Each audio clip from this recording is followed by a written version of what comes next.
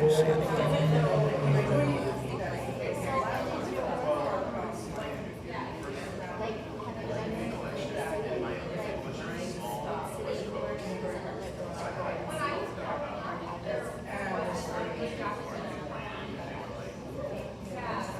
I see it says test G. Go to my go to the one. I'm gonna send you this one.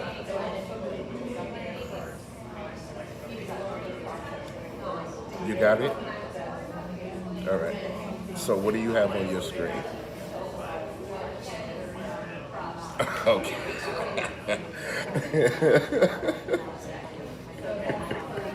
All right. So what do you see now?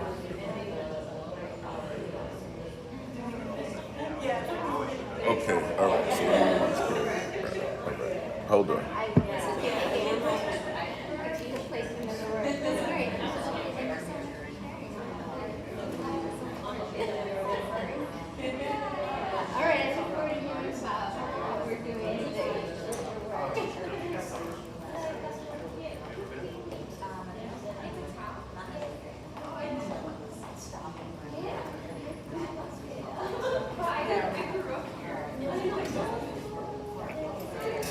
Okay. All right. You still see the water bottle. All right. Now what do you see?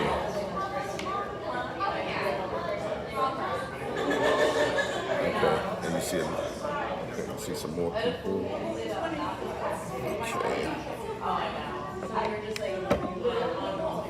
All right. This side.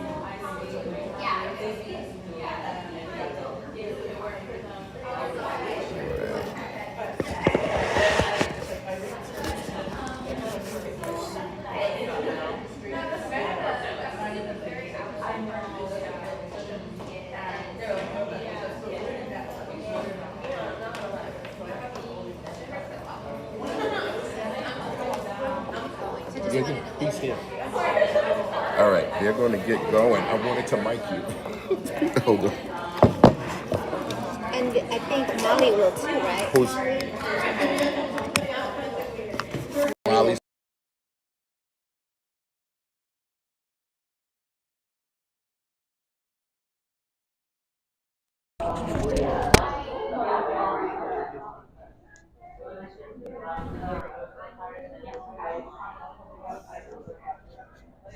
Did Peter send you the information?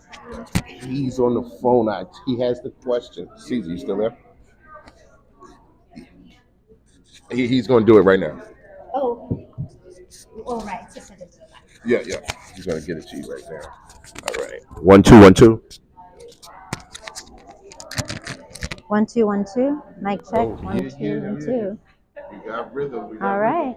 Good here. And Cedric, it sounds like a few of us will do quick remarks and then just pass the look Oh, yeah, might as well. I was about to hook you up, but let me see.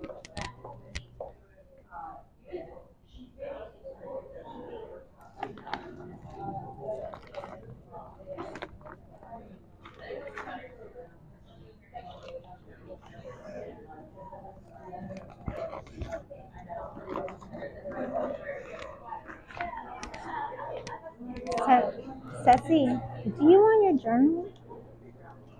Do you want this? Yeah, you've given it to me.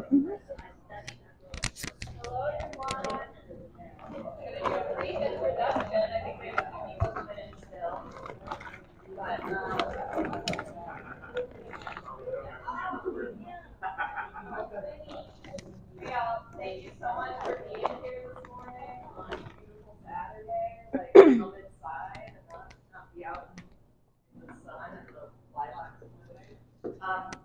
I think I introduced myself to some of you, but not everyone. My name is Molly Rideout. My pronouns are she, her. I'm the assistant director at Assets for Artists. I get to work with Elizabeth, who I think you all know.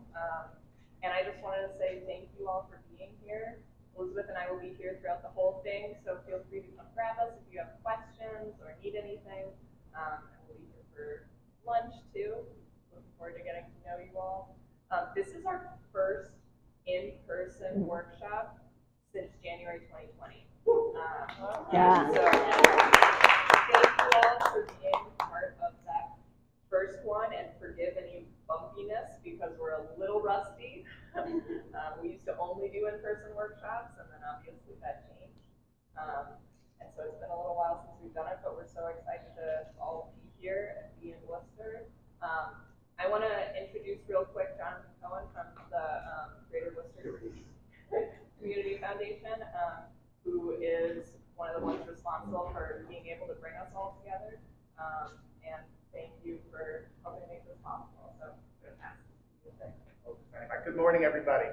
Jonathan Cohen, he's here, he's pronouns. I'm the Vice President of Community Impact at Greater Worcester Community Foundation. We're just pleased to be able to support this program and this opportunity for all of you to cultivate your skills, cultivate community, and as a result, bring your gifts and your wisdom to our Greater Worcester community. So I'm just pleased to be here with you. I'm also pleased to have several hours without a Zoom meeting to attend. So I'll be here the whole time, but I'm going to be quiet in the corner. But happy to visit with you at any point, hear about what you're up to, or just if you have questions for me about our work or what we're thinking about in the future. That's it. I'll just turn it over to Olivia.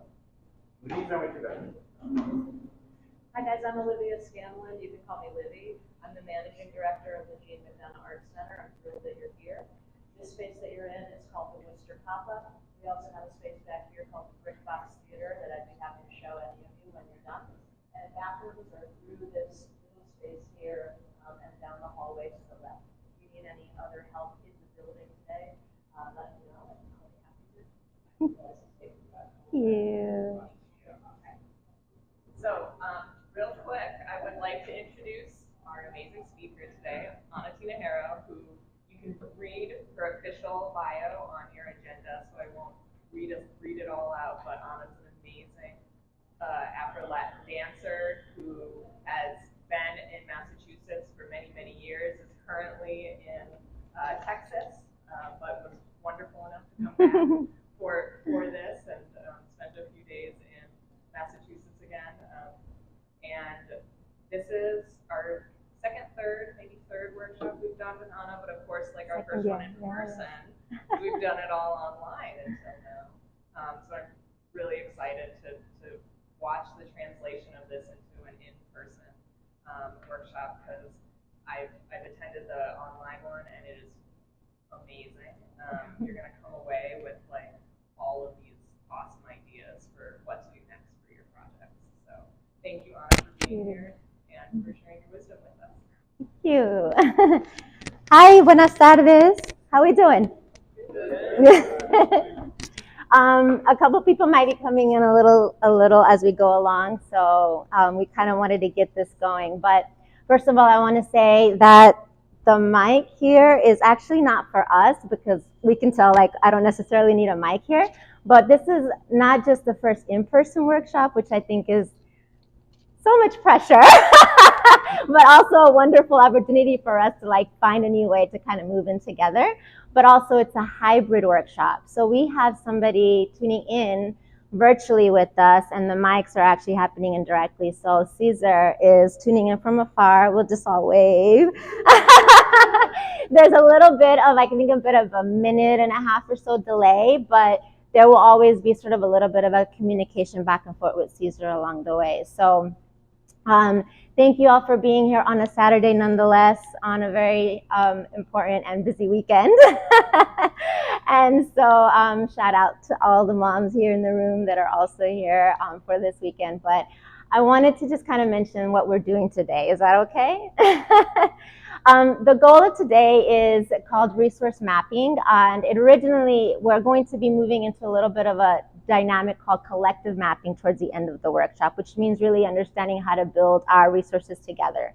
But the idea of resource mapping is to really start to understand what it is that we want to do and what are the resources that we already have at our disposal to do the things that we want to do, as well as identifying the things that we have not had the opportunity to get to do and what we're in need of to be able to make the vision that you have happen, right? So what I want to give a big thank you for Access for Artists to actually making us, bringing us here for the day. So a big thank you for them to being able to do that, and the JMAC for being able to host us. And we'll talk a little bit about why that also is a really already resource that we already have at our disposal for us today too. what I like to start off with is a little bit of a introduction about everybody and what we're doing for the day. I had sent out a little bit of homework, right? Our favorite thing to do, but it asked a couple questions. It asked, what is the vision for what you're wanting to do? So what is your why of what we're working on? What it is that you're wanting to do. So what is your mission in terms of what you're doing? And then also, what is the impact that it's bringing to the community? Because that's your customer value proposition. Because everything that we do has to have a value to the people that we're bringing it to. And so being able to identify that will also make the work a lot easier along the way. So I'd love to just kind of do a quick go around, if that's okay, for people just to share what we're doing, so that we can all be sort of on the same page. And I know that it's hard to remember all the names in the room, but sometimes being able to identify what we're working on is important, and it helps us. And there's going to be a lot of opportunities to talk more about it.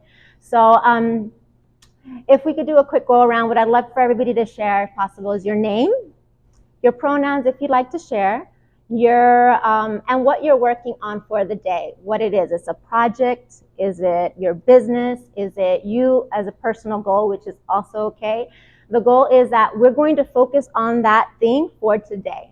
And I know us artists, we all have like 10,000 things we're doing. I definitely have 10,000 things I'm doing. But the goal is to focus on one thing for the day. And then by the end of the workshop, you'll be able to take the exercises and the work that we do and move it so that you're able to apply that to every other thing that you want to do moving forward. So it's just learning how to do this now and being able to do it on your own. Hey, Ruha. Hola, hola. So with that said, it's all right, we got you. So mira, it never stays on. So what we're gonna start by doing, can we kind of go around clockwise, is that cool? I can lead off. My name is Ana Tinajero. My pronouns are she, ella. And I am really just working on more arts programming and really building out the conversation of what artists can do to increase their work, but also to do it in value with or in line with the values that you have moving forward. So that is where I'm at this moment. I'd love to hear going this way. Let's say. She, serious pronouns, and with my work, I'm just trying to carve out more opportunities for local BIPOC artists. Mm-hmm. Hi, my name is Cecilia. My goal is to have my art sell online. My name is Robert Jr. And my art basically that helps at-risk teams build emotional visual art. Visual arts. Amazing. My name is Sharina, and my goal is to connect humans and nature through art and help people find more eco-friendly ways of creating art and just going about their daily lives. Hi, my name is Sharon.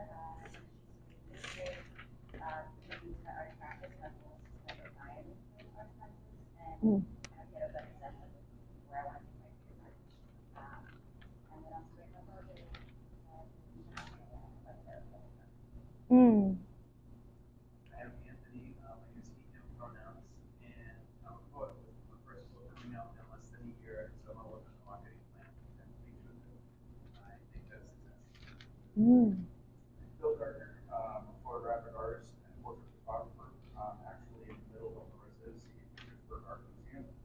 And what I want to do is incorporate area of Pittsburgh, the middle schoolers probably, get them out to their community and photographically, and actually have them exhibit in art in October. So it gives a little slap on the back and public forum kind of thing.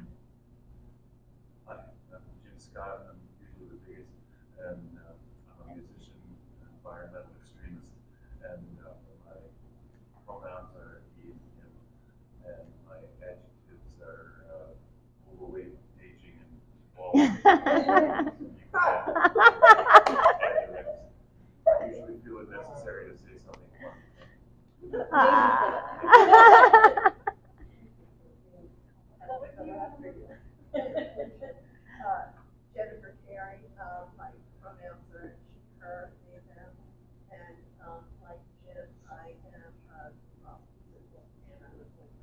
Oh. And without you vaulting, I share the same attitude. My goal here is, one is to think of ways to expand and further develop my artistic practice. And I also have a body of work called Redemption that is based on the photographs that of enslaved people that this guy is commissioned in the 1850s, and I'd like to get that out in the world more broadly and one. Mm. I'm Kate, and I'm a shooter, and I'm an interdisciplinary artist focused on ecological issues, but based out of the ponds in Elm Park in the city, where I collect trash from my paddleboard, and that has turned into like multiple opportunities for exhibitions and audience engagement. So I want to explore like what's the expansive vision of that. Mm. My name's Julie. I just got back into doing art a few years ago, and I'm working oil painting. But I got this idea. I really wanted to get into grant writing, and I keep getting stuck. And that's been like the biggest block in what I want to work on. Mm-hmm. So that's why I'm here. Aiko, and I'm from Vietnam, and I was really grew up as artist, and I want to be myself as artist. Amazing. My name is Yasmin. I am a poet, fiction writer, and essayist, as well as a writing coach for creative writers. And today I'm thinking about passive income streams in addition to the coaching that I do. I'm also a teacher, and I want to start offering asynchronous content through my website. So that's what I'm working on today. Say that last part again. What to the website? Asynchronous content, like classes and digital products and templates. Ah, okay. Okay, thank you. My turn. I'm Bruhat. Bruhat Lewin. All the rumors about me are true. I'm a bad bitch. I say the things that most people are afraid of saying because most time people have jobs that they're risking. So I say the things that you can't say so that you don't lose everything. I have nothing to lose. Also, I am the creative director and host of the Poets Cauldron.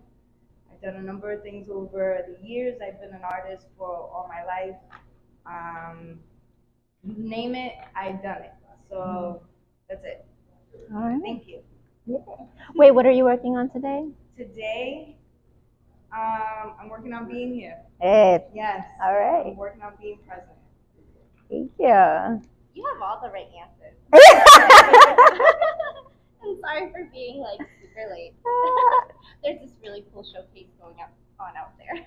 I love it. You were at the showcase? But I did have to take some photos because I love photography as well. And I know someone's showcasing in October at SAM, and I was actually partying with her last night. So stop talking about my runway show, but so I hope we can connect later. And I would love to connect with all of you beautiful people.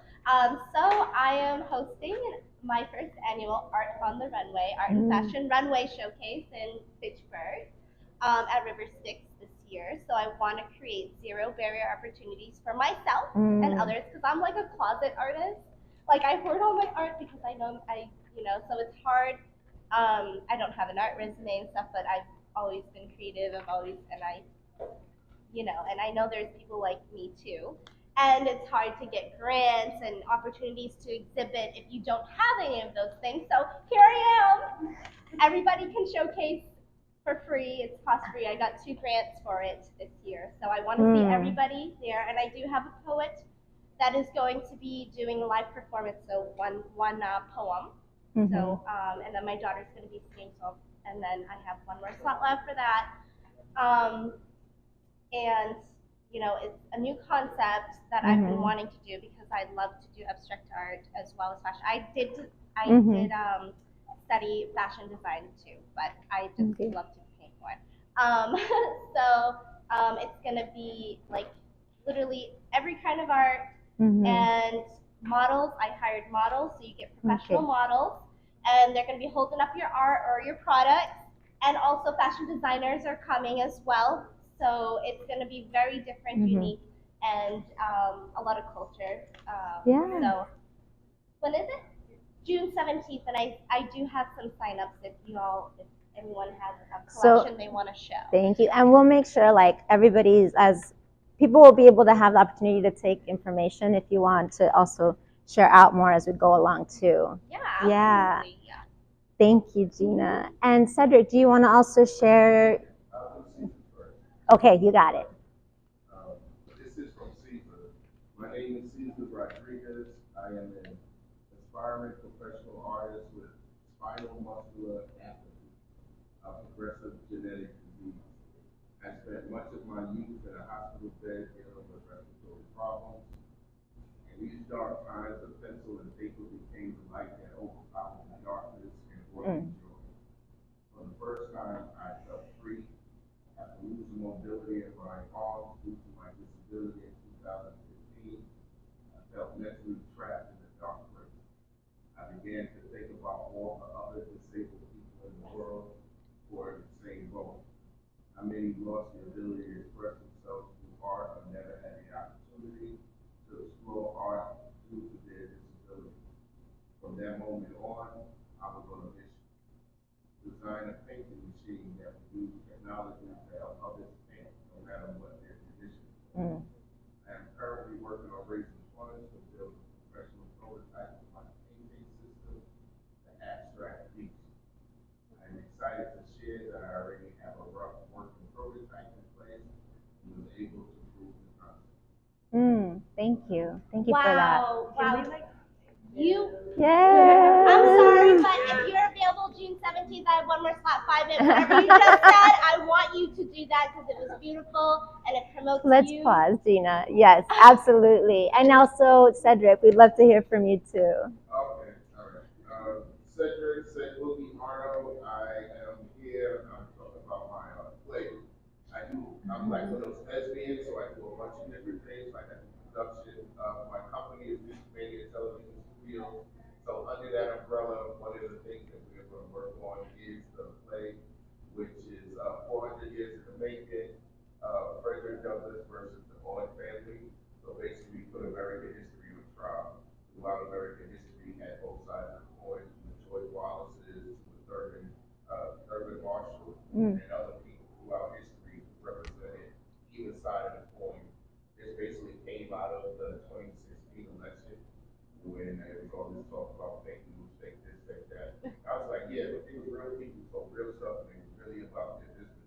Whether it was for segregation, for slavery, or those that were against. I said, you need to hear those people, so I found those people put together in one play, so one act play. But in that one act play, we're going to educate people and give them a chance to decide should slavery be constitutional in America. Wow. Okay. My head's spinning. I know. I knew I was coming here for a reason today. Yes. Like for all you beautiful people. We all are for sure. Jim, question? More revealing self-promotional thing. Yeah. I got a grant. The NEA went through with Uh-huh. the Arts Council, put on like a concert, multimedia concert called The Year to Save the Earth. Wow. That's my music with illustrated art, PowerPoint, and band and choir at the University of the Burnsville Choir. I don't know when we're going to do it. I don't know the venue yet. Yeah. Maybe here. Wow. So I'm going to have you, thank you so much for sharing that, because that's actually some of the stuff that we're going to work on, like identifying like what are the things that we need and how we as a community also have some of the connections to help make that happen. Hi, welcome. Do you want to share just your name, pronouns if you want, and then what you're working on for today? Okay. Yeah, so my name is Angel. I'm a hip hop artist from Worcester, and yeah, I'm working on how to make my art self-sustaining, so I don't have to take my 9 to 5 money to put into my art. You know, I need to pay rent before I need to make music. I hear you. But, Yeah, thank you so much. Awesome. All right. We have such a wide array. That's actually going to help us a lot in terms of what we do here. So I want to mention that for today, I'm not here to teach. I'm here just to guide and to help facilitate conversations. When we're in groups, and I feel like we've been so isolated for so long that now all of a sudden when we come in community, it's like, there's so much to share. And so my hope today is that we're able to focus the conversation on what we're doing, and then also to always remember, like, we're going to be respectful in what we're doing and how we're sharing and how we're understanding one another, and also remembering to step forward and step back. So I want to make sure that we're thinking about not dominating conversations, but also making sure that we're bringing ourselves forward. And so if you're seeing somebody that's not sharing some of what they're working on, ask those questions, because we want to make sure that all together we're working into that. Yeah? All right. Now, obligatory presentation to begin is I'm just going to share a little bit about who I am so that people know what my background is. And then we'll go into some of the work actually for today. So first of all, my name is Ana Tinajero. Some of y'all that know me from the scene know me originally by the stage name Mazacote, which I just transitioned to into this year. Things that I've done, I'm a dancer and a performance art curator. I'm also an arts consultant with organizations in the community, particularly around performance art and building equity in the work that we do. I started my first company, Mazacote, at the age of 21. It became an international company. It afforded me the ability to travel the world. Wow. I'm quite lucky to be able to have done that, but it definitely took a lot of work. In that process, I've been able to found a couple of LLCs. I've also worked on the S Corp and then fiscal sponsorships in my work, so nonprofit fiscal sponsorships specifically. I've served on boards, on committees, and councils. I say all of that to also say that at one point I was completely inundated in debt, over 30K in debt, inundated with school loans. I was living off of the $1 McDonald's cheeseburgers.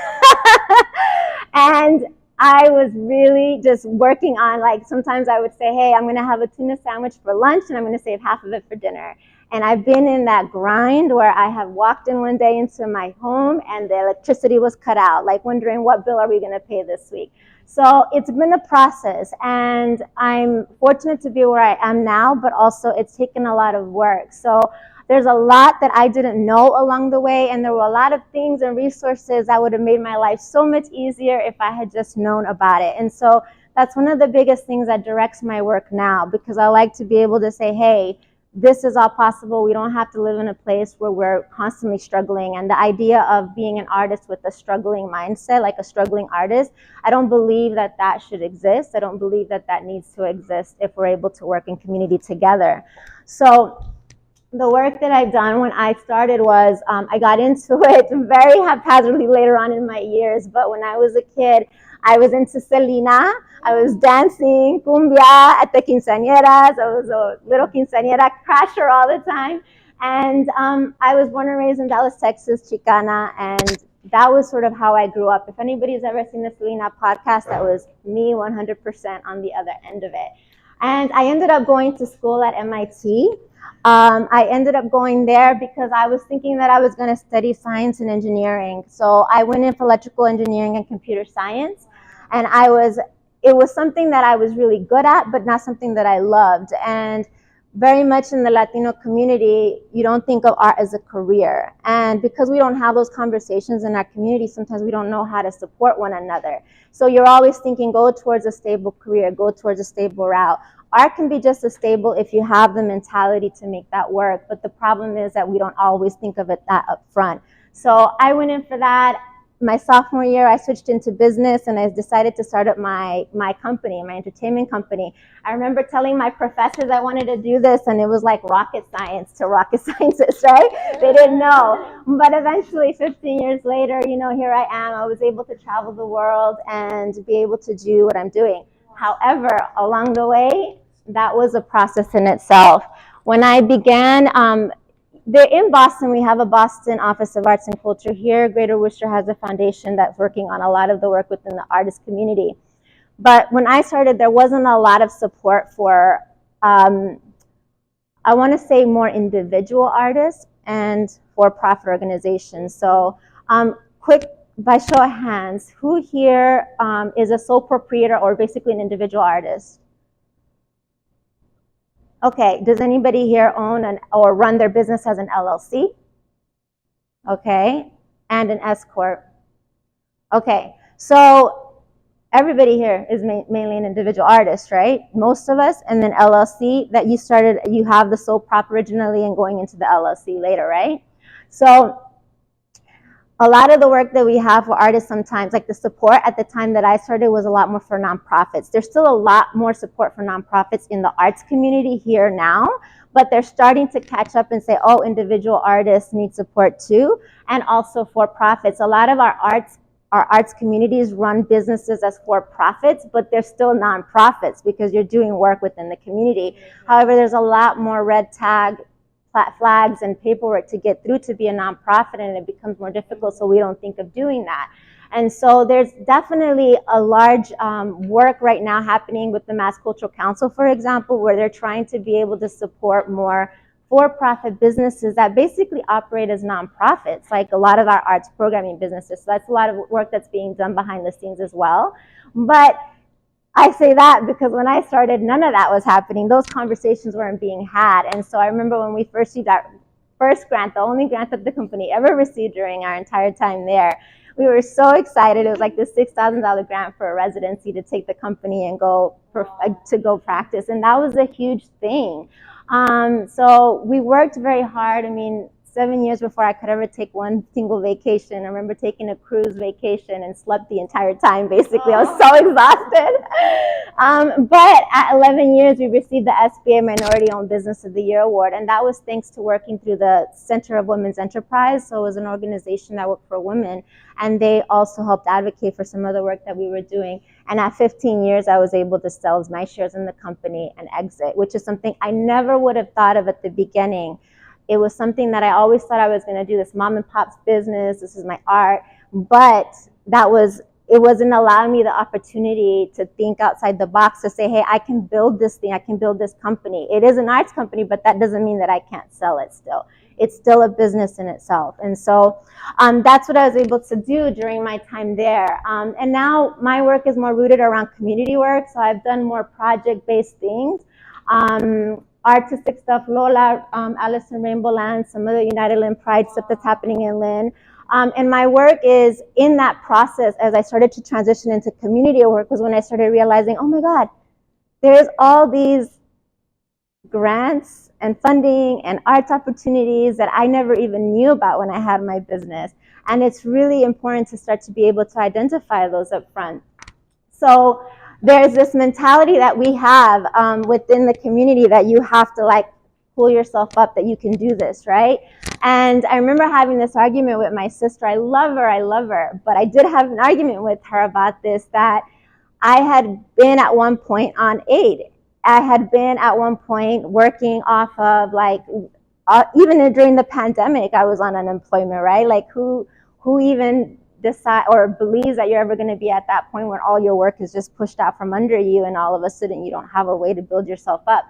So I've been through that process where I've had to have assistance in different ways, and we're made to feel that that's a bad thing. We're made to feel like, okay, you know, you have to pull yourself up yourself, and that's the worst way that we can start thinking about this, because there's a lot more resources out there that are available for us so that we can get to a place where we're not actually depending on these aids for this funding. Like we're building our own passive stream of incomes, our own work outside of it, and residual income that we can build on that. So the goal for today is to start to identify what are the resources already at our disposal, and then that's going to help us get to where we need to be. And then how do we get beyond those so that we're not even dependent on that? So we're working beyond that.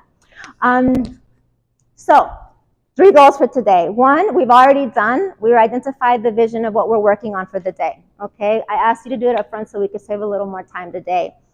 And again, if you have your workbook, basically what you want to do is your mission. So if you're ever wondering, like, I need to write a mission, vision statement, things like that, your first one is, what is your vision? That's basically, what are you trying to do? Your mission, your how you're going to do something. Your why you want to do this is your vision. That's your ultimate vision, right? It lets you direct what your overall goal of why you wanted to do something in the first place. And your how it's impacting the community is going to be your customer value proposition, how you're actually impacting the people around you, and why they're going to buy your work. So we're going to work on identifying some resources for today, what we have and what we need. And then we're going to start thinking about some actions together on what we can do to move that forward. Does that feel good? Yes. Yes. All right. So with that said, we're going to start working into some of the resources. There's going to be 4 that we're going to work on for today, bigger bucket items of things that we're doing. So very first one.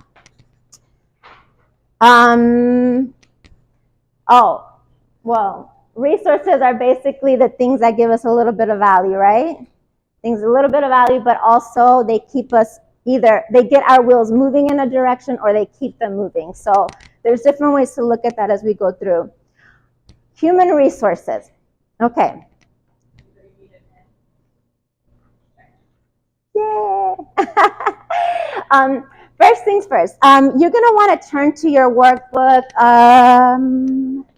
Thank you so much. Yeah, your very first, so you're going to have a workbook called the Resource Mapping Guide, where you have sort of like these blocks, a left and a right column.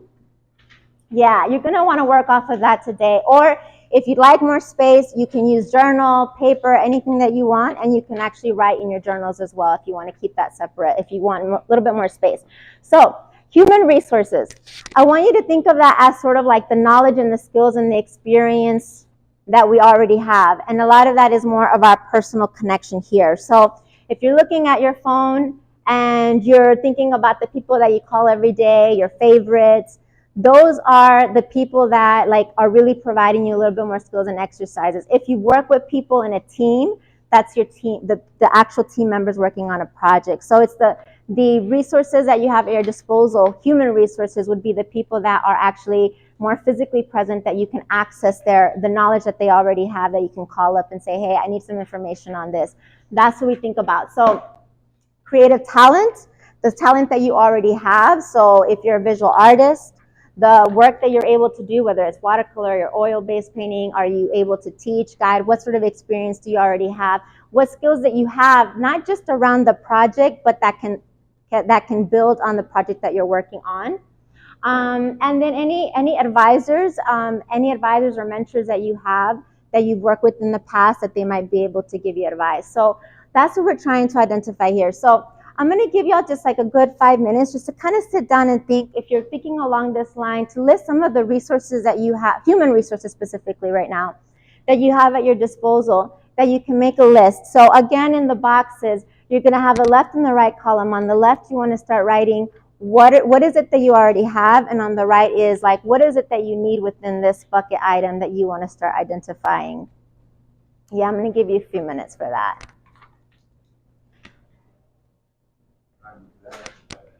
Go for it, Jim. In the 2 blocks, what we already have.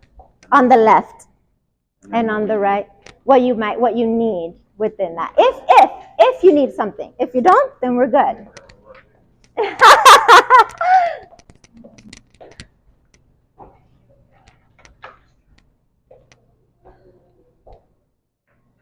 What we already have.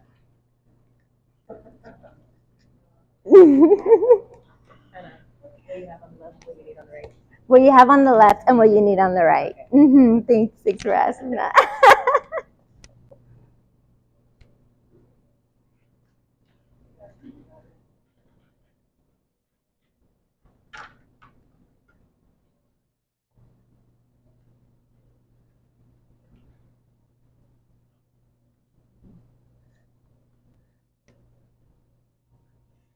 And feel free to call me around if you have questions.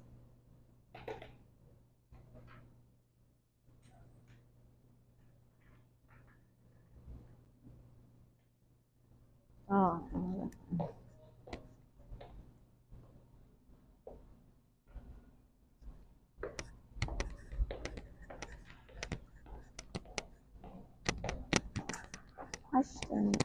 Maybe not on this round, but I actually forgot. Like, is there a way to just play music in between, like when we have moments like that, of workshopping together?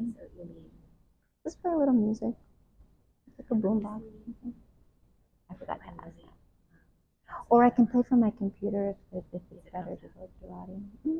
It's not like right now. I mean, people are working on it now, but just like we have time. Do you have yeah, I can play off the Spotify list.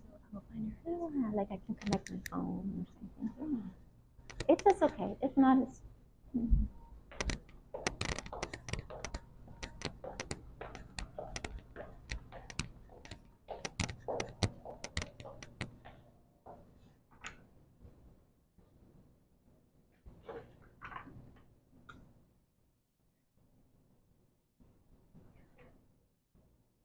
And we're specifically working on human resources now. If you want to move ahead, you're welcome to, but but definitely stay focused if you can. Unless something else pops up along the way. Oh, do I need to move? I need to move.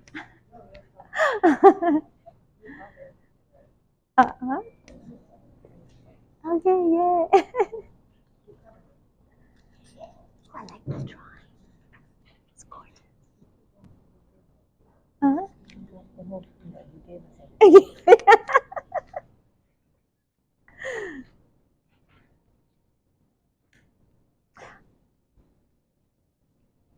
All right. One more minute.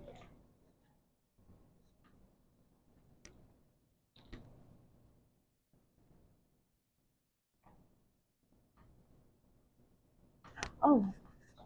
You want sound? Yes, we can. In one second, though. Do you have markers for the thing? I just remembered that. Oh, on table. Okay, gotcha. Is it through this or is it through? My phone. Okay. Yeah. Thank you. All right. Okay. So, how are you doing? Is that all right? We're going to split up into groups for a second. So I'm going to do a quick count off, right? Counts. We have 4 groups, so we're going to do groups of 4. 4 groups of. It's going to be a little bit mixed because of the positioning. So just to count us off, we're going to go, Gina, 1, 2, 3, 4. 1, 2, 3, 4. 1, 2, 1, Jim. 2, 3, 4. 1, 2, 3, 4. And Cedric, you're going to move into the group one as well. Yeah. So this is what we're going to do. We're going to go split off group 1 towards the end, 2, 3, 4. You can take your chairs if you want, or if you want to stand. We're just going to kind of go back and we're going to share the things that we've independently kind of written down for ourselves, and just have a conversation within your groups. Is that okay? From there, I'd like for you to just take a moment, one person, or you can share the responsibility, to just start writing some of those resources on the first page. So you're just going to write human resources, and you're just going to start filling that in together on what is considered human resources that we have or even need within that bucket item as we go through that, and we can discuss that. Yeah? All right. So shifting out. You've got markers and sticky notes too. You can use whatever you want. So one designated person that's writing, or again, sharing that responsibility just on that first sheet, human resources. So can we go into your blue sheet? Yeah. Oh, yeah. I have a couple things to try here.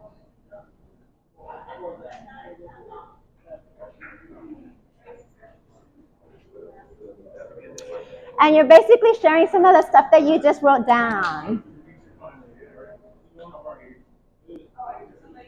I'm just giving it a second to reload. Yeah.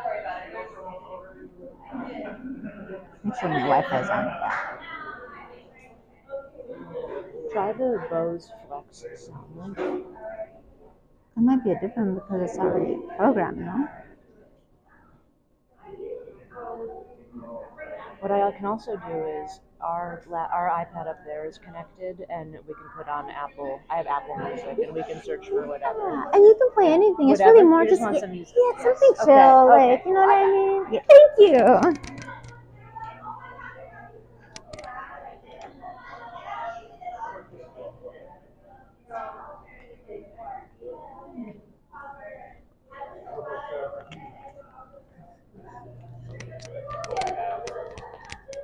Yeah, yeah.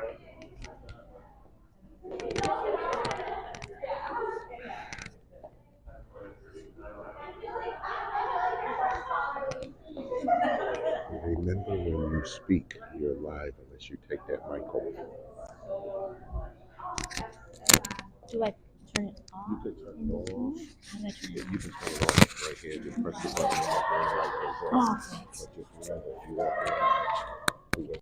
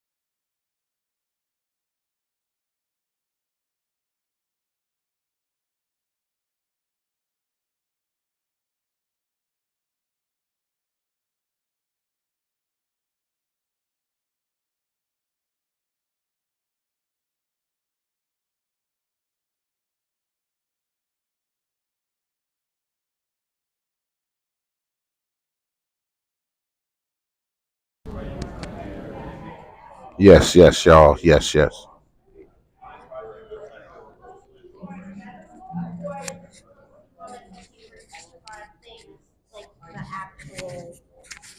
I think it could be both. Let me ask Anna. Yeah, just that one. Yeah. I think it'd be whatever we do, and Yeah. they'll do something different.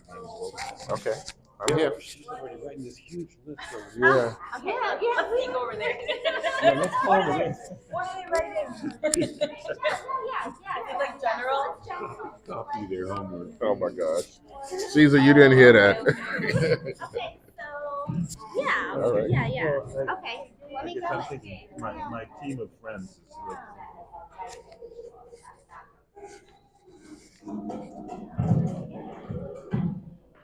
How we doing over here?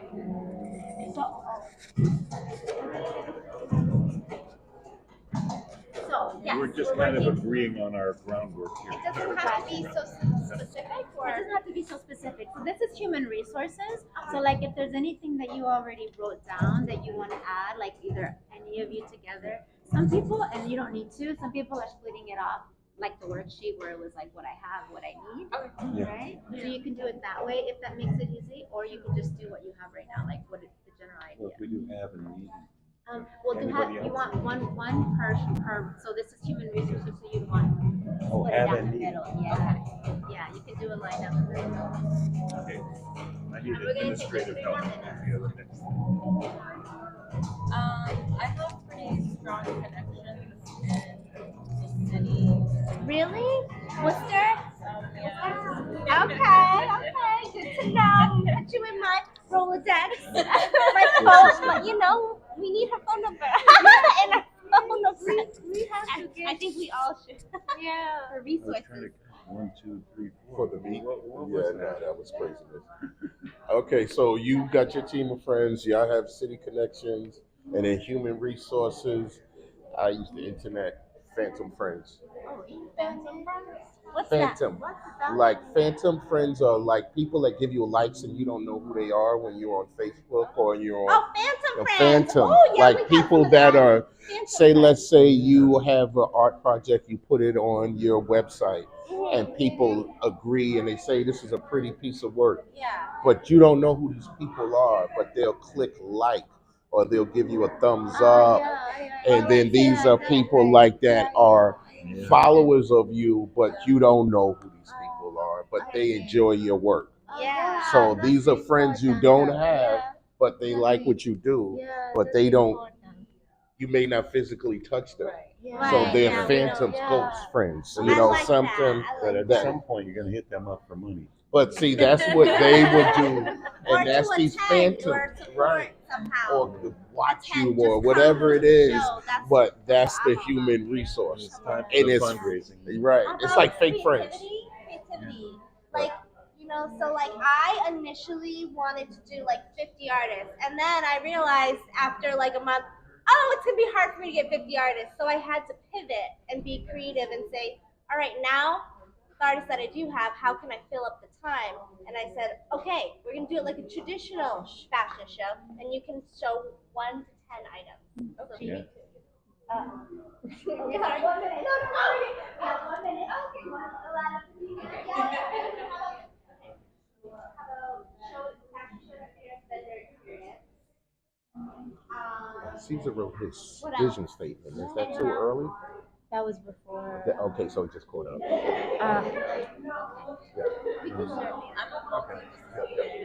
Me too. High five it. Multidisciplinary art. Yes. What's Yeah. that mean? That means like more than one like art. Like you can do like painting or photography, and I do me too. Okay. We're all Discipline. multidisciplinary. Yes, And I'm you Yes, got you it. go. Yeah, there we go. Yeah. So like really creative. All right. So I'm gonna have y'all stay in your groups. I think we got to jump. We gotta Can I jump get to everyone's what we need to attention? get them. Hey, So hey. what do we need? I need Attention? administrative help. I need Hola. So we're now going to move back to the. We're going to stay in the groups for a moment, okay? So we're going to talk a little bit about social resources as well, okay? So we're moving into that category, social resources. And sometimes people get this confused with human resources. So if I mention this like on your phone, think of your phone book, right? They're the networks, the larger networks that you have. So human resources is the knowledge that we can equip ourselves with more readily, right? The people that are our favorites on our phone, the people that we can call because we need somebody to tell us like what this is. But our social resources are our social media networks, the networks that we built within our work. So like community networks, your assets for artist community. Some of y'all are in cohorts, so your assets for artist community cohorts that you've been in with as well with the Greater Worcester Foundation. Anything that's along those lines that's sort of like this intangible. So something that is just like, it's there, you know that you have access to it, but you don't have the physical access to it. So that knowledge that you can arm yourself with your networks, those are your social resources. So With that said, we're going to do the same thing. We're going to continue on the board here, and as you're going, you're also welcome to start filling out your sheet as you're doing that as well. So we're going to give it another 5 minutes for that, and here we go. So I was early. My phantom friends are the social network. Okay. You could bring those over here. The speaker didn't work. We're going to change the color. We're going to do a different color marker. Yeah. Social, human, social. So, OON. So we have human first, and then the social resources after that. Were we supposed to do what we don't have as well, or is that after? Okay. Are you press? Oh, you want to press Bluetooth? You want to actually press? And then you can bring my phantom friends over. Lacking, by the way. I need help with that. Oh, it's just startup. You have to. Yeah. It's a lot of that. Is a big thing. It's a lot of work. Oh, of course. You have to be constant. I'm like, you know. oh my god. That's my fault. I didn't think to ask for that. So I was like, okay. Why are you going to write? Like, this is a very good opportunity. This is There we go. Yeah, this is good. It's tears of joy. Are you in Worcester or where do you live? That's connected. Right. Yay. Yeah, but it's like I'm sorry, so emotional. Okay, well you should do a showcase at my runway show if you're available, because that's gonna give you another opportunity to showcase. Okay, and you don't have to fill out any long form. But thank you so much. That's right. Keep it simple. Name the song and how much you want to show. So what do you think about it's off. social? Oh, did you? No, it's not. Yeah. Is your volume What up? social network you have? None. I Oh, don't. there we I feel go. like the schools that I've been to. Okay, put that in there. love Alumni They school. send out things trying to get money from, but they promote, Ooh, they thank you so tell much. news Thank you of so graduates and things. I've never used that. Yep, I yep. should use that. Yeah, put that up there. His schoolmates or school chums or School, well, like alumni, school, yeah, publications, school, school alumni and their network. Okay. yeah, things like that. Also- And, Oh, sorry. Because I. Berkeley College sends out these. Oh, put Berkeley College. Well, Berkeley College. he's school alum. Oh, okay. Yeah. And then RAM, I would put RAM because Retailers Association of Massachusetts. Okay. So That's that my, is. That's my. So what would you call that? Colleague Rolodex. Right. So RAND would be your for carpenters it would be a union. So that would be like an association or something. I don't. What do you call that? Because like. That's gonna be that's my friend. We went to Framingham State. Right. So. together, so they're gonna come down, and it also provides resources for other businesses and artists. It's only $50 for a membership, y'all. Okay. Sounds like somebody's trying to upsell. Chamber of Commerce, $350 Chamber of Commerce. I can't. No. RAM, all about RAM Boston. Yeah, Worcester Arts Council, we like them. What's up? Helping all artists and businesses. And the $50. assets for artists. Oh yeah, that's great. A for A. That's what I'm saying. We're here for that. E for all or A for all? It's E for all. E for all, yes. Yep. They have that. I literally just applied for that E for all. Did you? Who did? Who knows E for all? Because There's I hope people like, in here that do Really? that. Yeah. Oh, And because if I once you applied for start it for talking summer. to these guys, I applied this summer to help accelerate. Another big support system for me, I'm in the Unitarian Church, Unitarian Universalist Church. Yeah. Which is not really church, if you know what church is. That's okay. But for other people, Yeah. But it feels more like a community. okay. and Jewish, everything, yeah, church. Yeah. That's For right. lack of a better term. Yeah. No. No, that's And yeah. environmental groups and things. There you go. Groups, affiliations. My environmental peace groups are big on my list. There you go. Online marketing. Oh, another good one for online marketing in town is something that we have in Fitchburg. In town, they do like free marketing, kind of like to promote your event and Yeah, stuff. are those little things they put on the diner, the placemats? What are those? Because they do that. It's an organization. Yeah. Yeah, It's a in newsletter. town. It's like they have a website, but they promote like all your. If you have a local event, they'll promote it. It's just a Alright, local so organization that they started. What about need, everybody? What's that? I need to fix my website. Are we doing needs too? Oh, well, I need a website. What about that? Same. I'm working on mine because mine's like. You know, I do Facebook, but I don't even understand it. Other people like do Instagram, Instagram, all that stuff. Yeah, so that's a need, like a social media help. Yeah. Yeah, we need that. Social media help, Do you yeah. have a Therapy. need that you're thinking of too? Yeah, I think I need which people. Can we do artists? Yeah. So you know what, Gina? Let's. Oh yeah, keep it. Oh, sorry. No, it's okay. No. I think I need to so which no you all have. Yeah, that's like yeah, I think yeah, it's like but I The social media. She needs all of that. But what else did you need? Like you. She needs Same. everything. We all need the same thing. Administrative help, website, and social media And help. what about Caesar? Is Caesar able to respond? Yeah, he said he's just listening and learning. Okay. That's what he said. Karina, did you put some of your stuff up there too? For social, for what you have, Oh, what the you green. need? Yeah. The green goes.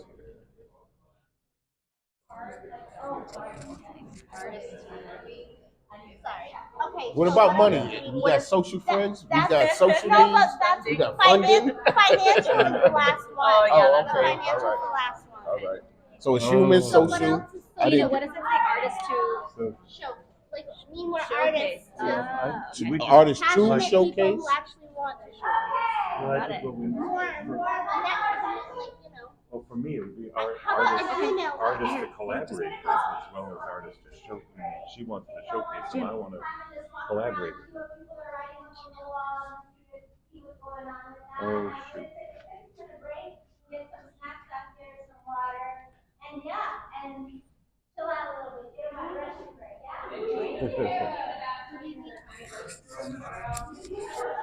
Caesar, I'm gonna keep you live with me.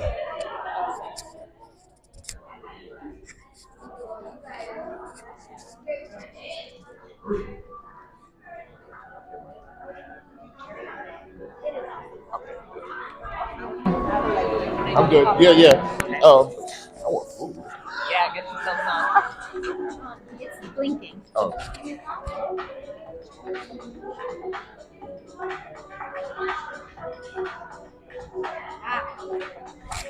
Yes.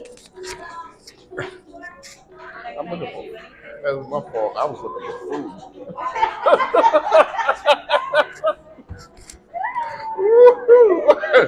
All right. Right. Just like that with the long arm. Oh man, I'm looking at this. I know. I'm looking like maybe if they got a microwave way in the back, I'm gonna do that. I'm gonna see if they got something in the back. You have 15 minutes to 5 second rule. I'm making a mess. Look at you. Trying to be quick because I'm hungry.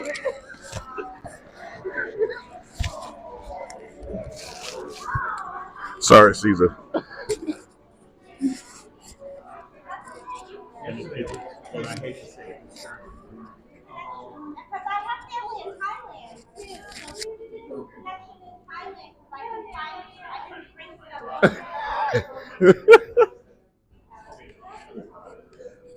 You guys got a microwave? Do we what? I don't know. Access to it. I think Libby's is getting tissue paper for the bathroom right now, and then I Okay. can ask. All right. After, yeah. So I'll wait on this. Try to get a bagel with butter and heat it. Yeah. No.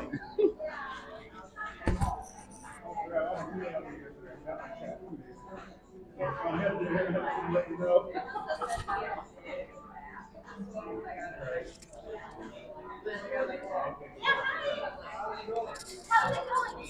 It's going. We're having fun. I have a question. What's Phantom Friends? Yeah, Oh, well, that's me. Phantom friends, those people that are giving you likes and stuff online and thumbs up and all of these congratulations, but you don't know who they are. They never have Your shown audience up that to knows you, but anything. you don't know Right. Yeah, It's just right. it's like your ghost people. Acquaintances. Yeah, but online acquaintances. You know what I mean? That's but like we me. were just in Might here. not even be acquainted. Yeah, like the stalkers, the people that Nah, are chill. I like lurkers. lurkers, a little less intrusive, Yeah, yeah. threatening. It's like they're there, but Right. they're, you know, But they're they're not. participating like anonymous. Right, and that's my friends. I do that on a bunch of like Facebook pages. Oh, really? Like, You're the guy. Like I'll like stuff, but I won't like comment. Right, I'll share right. something. Well, see, that's I get people who do that I never know. You know what I mean? So I get a chance to. But I was in the wrong category. We were human. That needed to be here with the social. You know what I mean? That's good. I like that term. The Phantom Friends. And thank you for wanting to be about the July 15th thing, man. That's going to be dope. And you and your man already said you're good. You don't need Well, I would reach out to him. I didn't book him. Oh, okay. But So he's part of our cohort. Yeah, but I didn't know if that's somebody you're working No, with. no, that's just another person I'd recommend because he's an amazing artist. Oh, I thought it was like y'all work together. We've done work together, but no, it's not like Oh, you're we're not a team. Yeah. Oh, got you. All right. So is that something I need to do separately from? Okay. I can definitely give him a heads up, but you're part of the cohort. Just mention that. You know, like he's seen you on Yeah. Okay, and he's out here. He's in Fitchburg or something. Yeah. All right. I want to tap out there anyway, so I'll There's a reach back festival out. that we put together June 25th. It's definitely roll out. June 25th. There's gonna be a lot of stuff happening. June 25th. It's Sunday. Let me see where I'm at.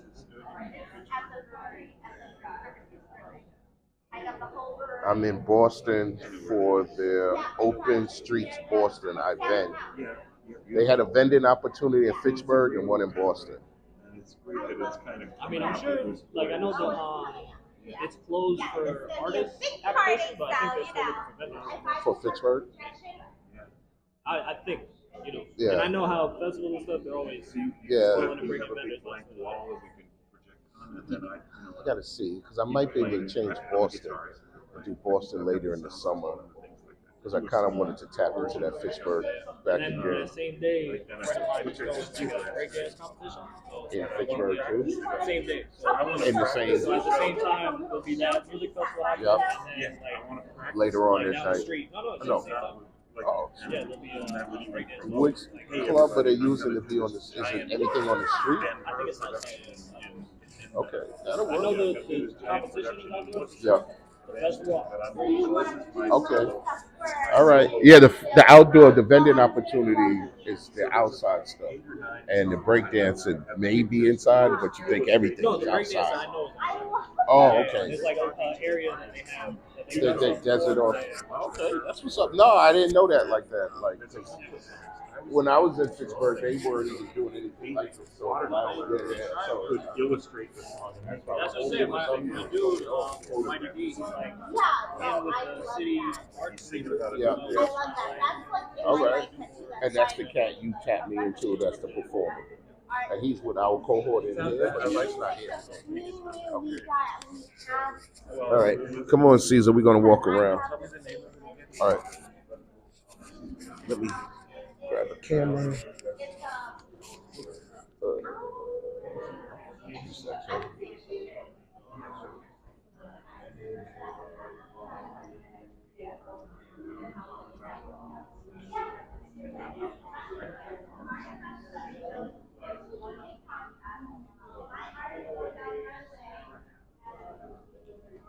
How we doing? I am great. Everything's good. How's your day starting? Good. This is great. Yeah. It's an opportunity, and then this is. Hi, Caesar. This is Caesar. Oh, hi, Caesar. Sorry. And we just walk around and we go to the different things. He says, "I'll be with you." It's like he doesn't care which one I go to. So when we go to break, I just bring him with me. Oh, hi, Caesar. This is Jennifer Carey. Oh, let me turn the camera to you. Let me see.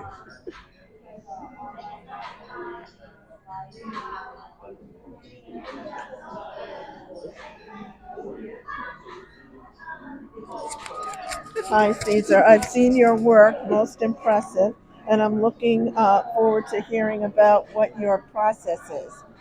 So, good to meet you virtually. All right.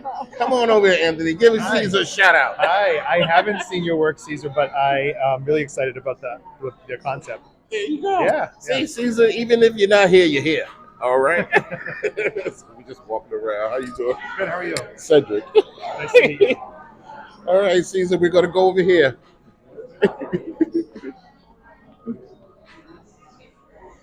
Just hijacking conversations.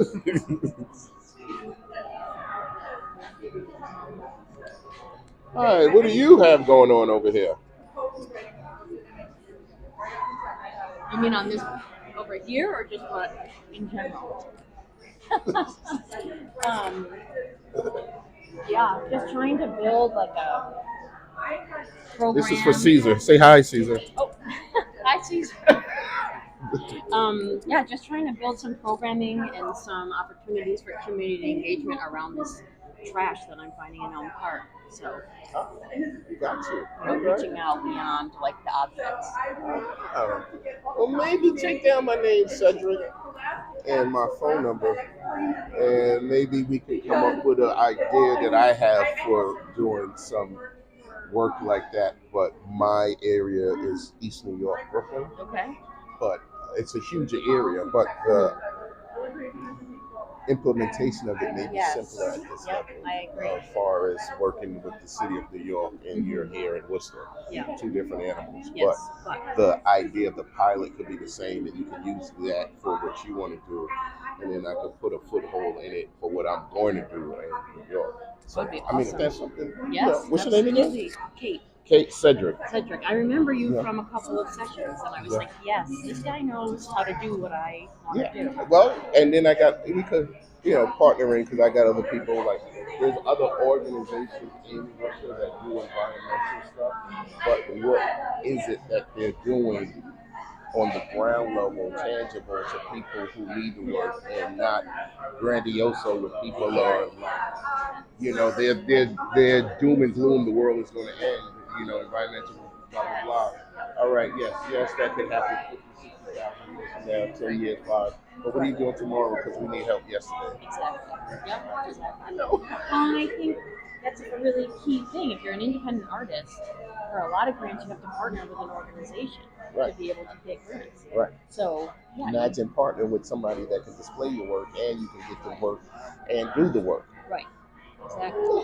Exactly. Kate, call me. I will. I'm just jumping conversations. How you doing? Oh, in between chews. Yeah, we're gonna say hi to Caesar. Come on.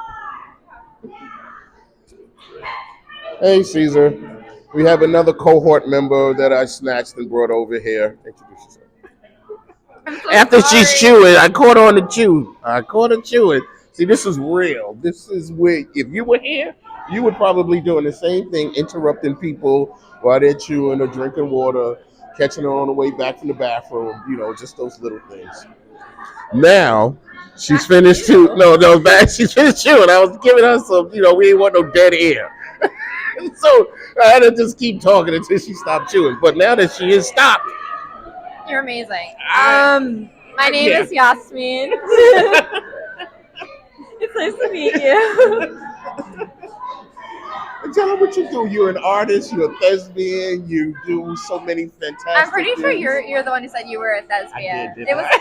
a good word. It was a good word. I'm a writing coach and more primarily a creative writer. I write poetry and fiction and nonfiction.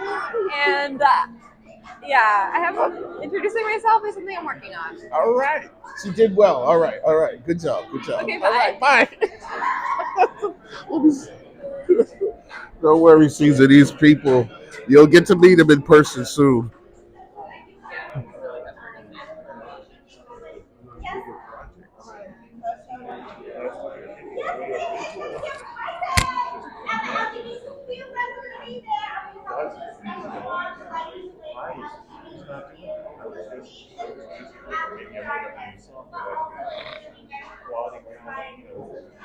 My day job was playing concerts, which supported If you're free, okay, sign up. I know. The model, I'm hiring models. They can go down the runway with you and stand it.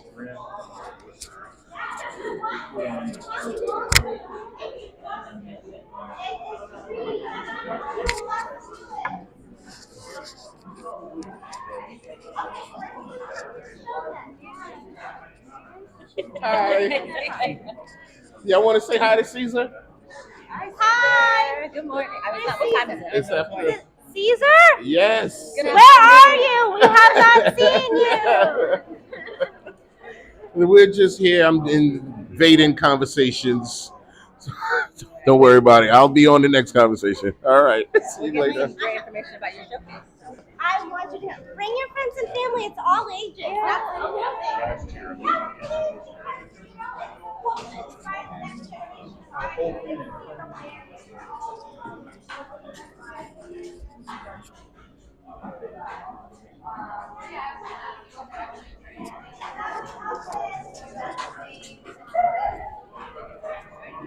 Yeah, and my daughter's 9 years old. She's gonna sing, and then my son's 2, so he'll be running around, you know. Okay, yeah. And it's dressed to impress. Okay, all right. Photo shoot fresh. Photo Woo, shoot fresh. you know, yeah, because I'm having the photo booth. My friend's gonna do the photography for that too, and we have an event photography, videography, and live stream for all the artists and event attendees. All right. So- Tell Caesar where this place is at again. Okay, Caesar, this is going to be at River Styx Brewing in Fitchburg, Massachusetts. June 17th, doors open at 5 p.m. And it's going to be the party of a lifetime.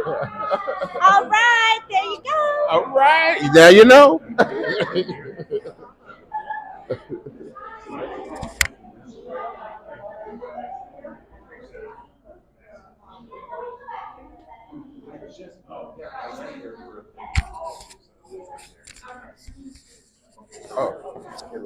Oh, we're not going anywhere. Oh, we're not going anywhere. All right. So, I don't know if y'all started to walk around or any themes that you're seeing that's popping up across the like other hats, things that people have. I want you to start using even like sometimes the need is an extension of what you have. So, for example, if you already have Instagram, right? You have a social media following. You might have that, but there might also be a need around that. So your needs around that are absolutely how do you feel right? So does that need that as your email list? Like you're trying to use email list as maybe your contact. You all know that in the ages of especially that it's just Instagram is you should always capitalize on Instagram, Facebook, things like that. That's only one way to get people. But if somebody takes on your account, what happens with Twitter, right? Like everybody's trying to get off of Twitter. You don't actually get to connect with people unless it comes and pops up on their feed. So how do you use that you already have, but also what is the need that you have associated around that? Like how do you create contacts from that group? So those are things that I want you to also be thinking about. That is sometimes a need is not something that is not completely off, like completely different from what you have, but it's actually just an expansion of what you already have. Okay? So we're going to do the same thing one more time, but this time we're going to go into physical resources. Some of our groups already started moving into other directions. Cool, you can start adding that. That's totally fine. But this time we're going to start moving a little bit more heavily into physical. Physical, what I want you to think is your actual equipment, like your tangible assets, right? Your inventory, so if anybody sells things, the inventory that you already have, anything, any space or workspace that you might have, any equipment, your iPads, your computers, things like that. And also, what are the needs associated around that? Some of us may not actually need physical or tangible assets, but maybe we do. And so we want to start thinking about that as well. We're going to do a slight group change. Is that cool? So I'm going to ask that you start out first back at the groups that we were. Is that okay? So back at the groups we were, just for a moment. We're going to spread out a little bit. I'm going to ask for one person from each group to volunteer to move one group down. Around this and you're going to come this way. One person from each group to move down. Yeah? Another group, yeah. You lose somebody? I'm not sure.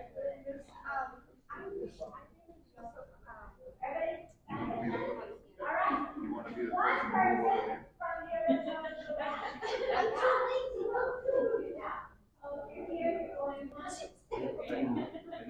Y'all catch me one person from this group. I'll go over.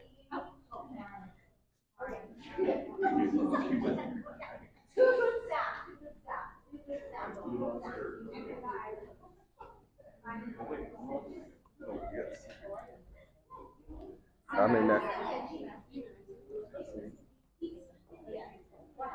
I'll hang out with y'all. Okay, yeah.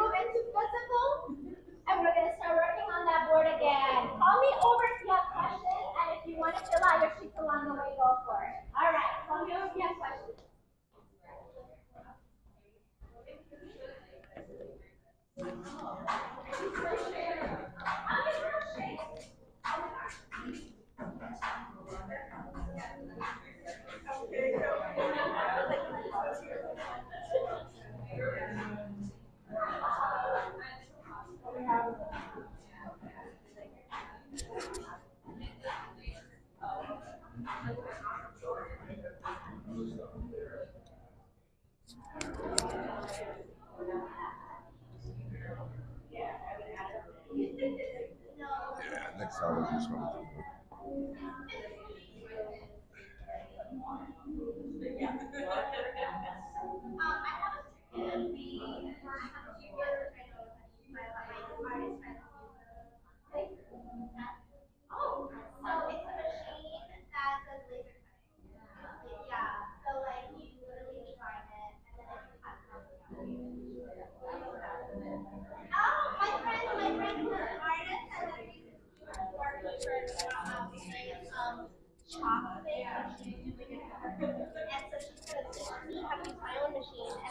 So if you would like to, we can create some sort of workshop with her, and it's free, obviously, because she's my friend, and I let her use it for free. Yeah, make a tutorial. By the way, y'all, if y'all want to share like some of the writing up there too, feel free. Like you can grab another marker too and keep writing up there together. Okay. Okay. What other equipment do y'all use in your? I got a speaker. Ooh.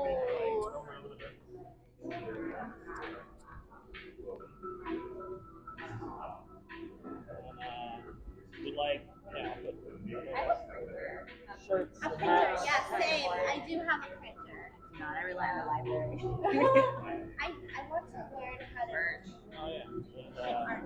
And, 2 turntables and a mic. Turntables and a mic. yeah, I got that.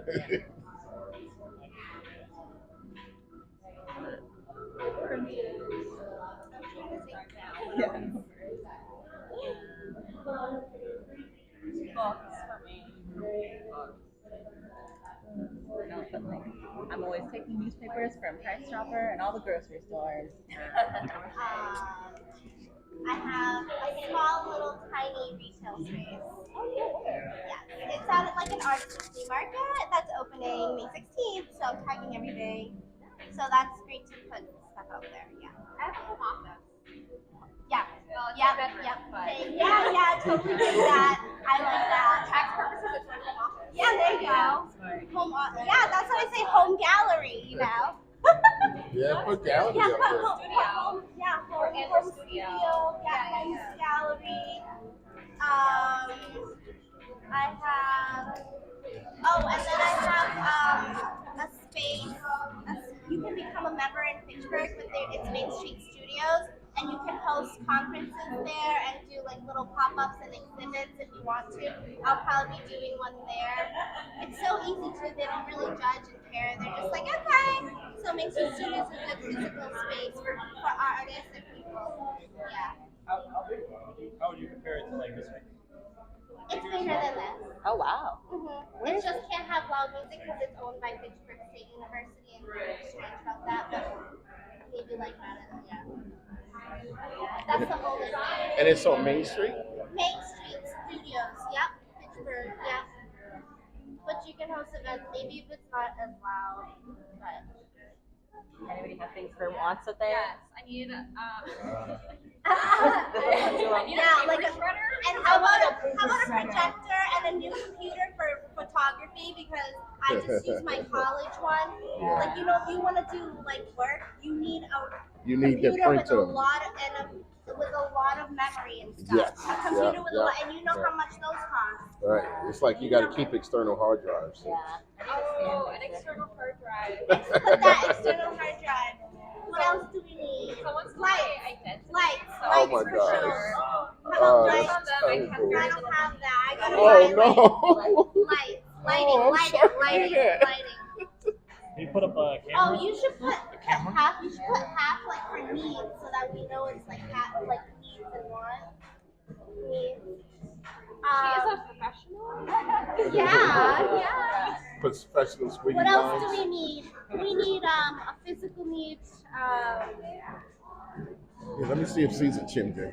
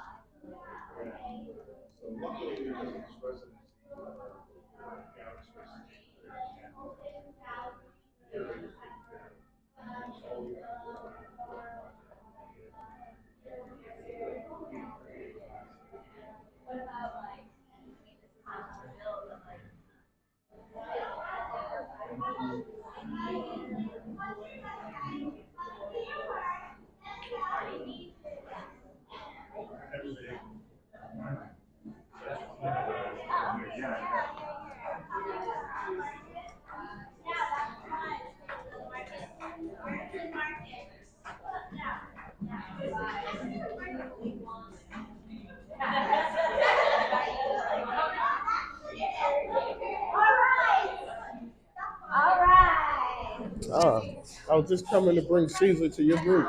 Hi, Caesar. They're breaking into another group. I think they're going into the financial section. So I'll check back to see if you wrote anything in for financial.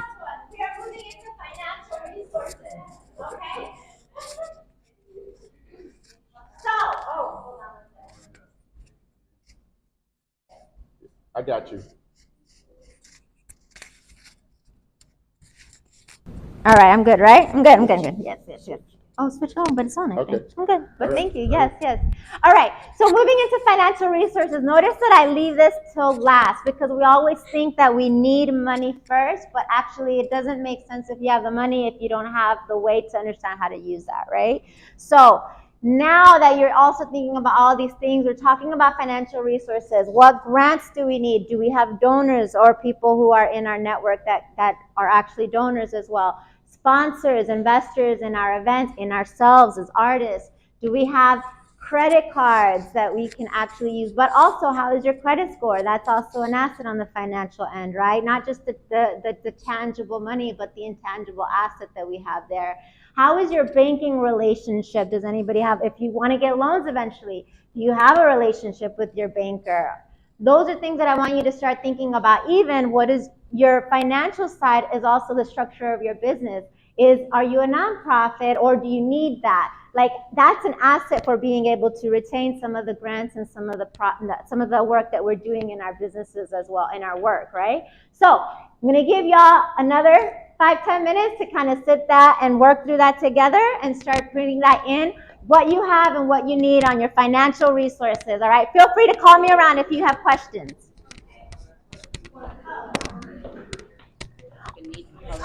Oh,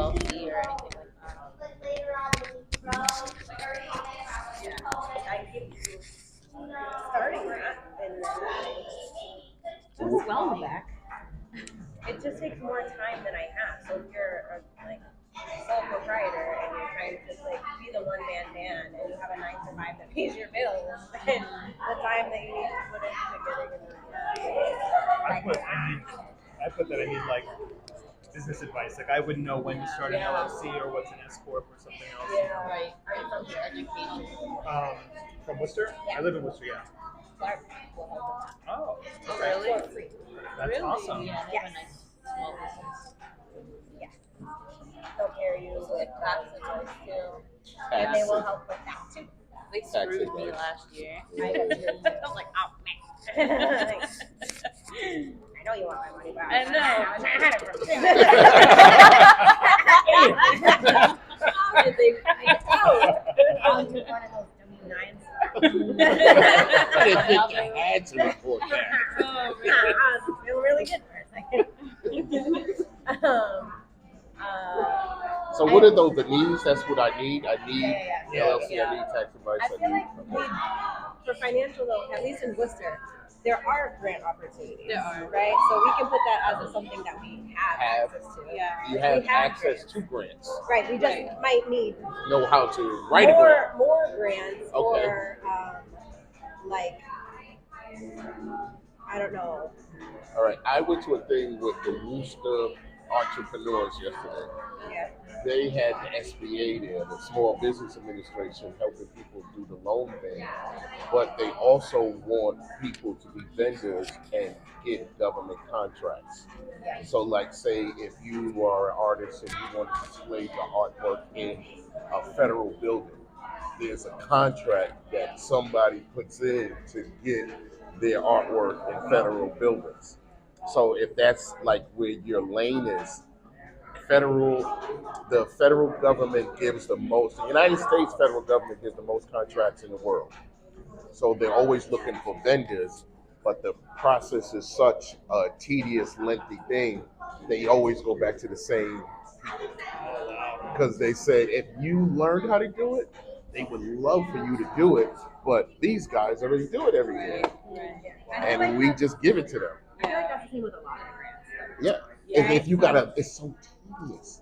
If you look at in Worcester, like we're working really hard to shift that. Yeah. But if you look at who's receiving the grants in Worcester, it's the same Same players people. over and over and over and over again. Yeah. They've learned how to do it. Right. Yeah. And at least here, and I wouldn't put that as a financial. There's like people will walk you through the grants in Worcester at different organizations because that turns into a financial.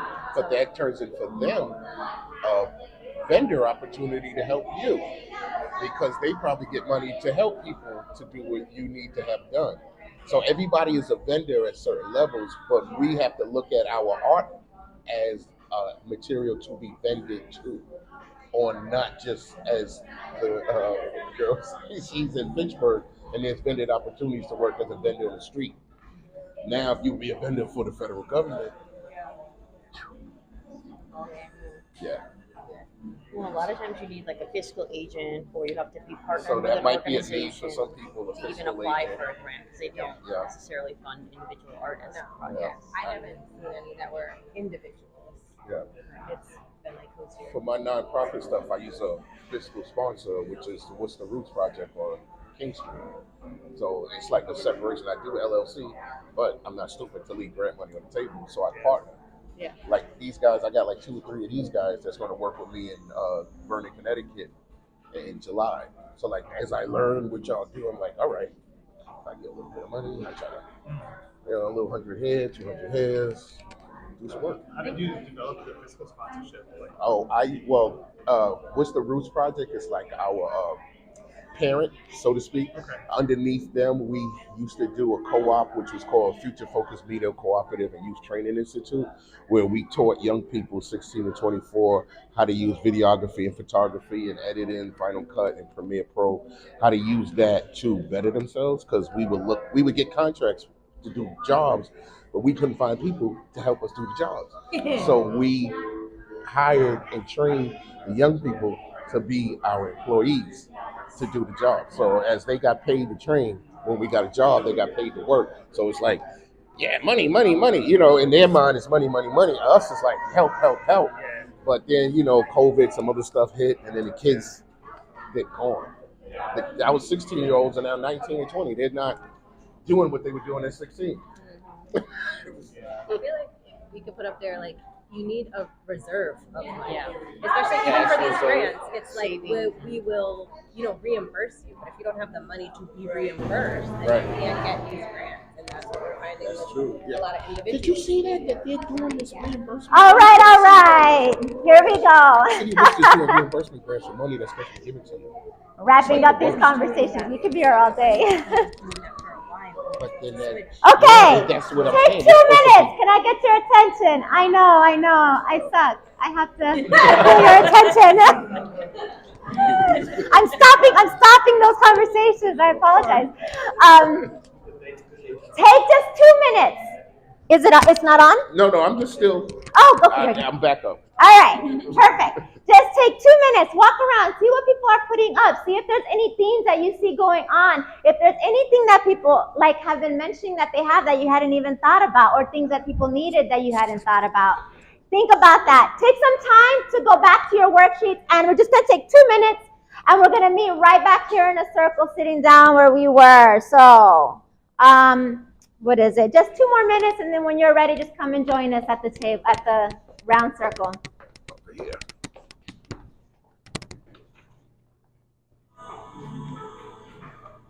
Hey, Dumbo. Hi, Dumbo.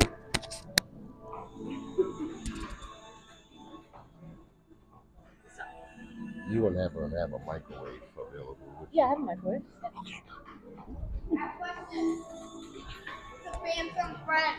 A phantom friend is a friend that I think we came up with the word lurker. Like if you on social media and they always view, but they may not like, or you have like 500 views and 1 like.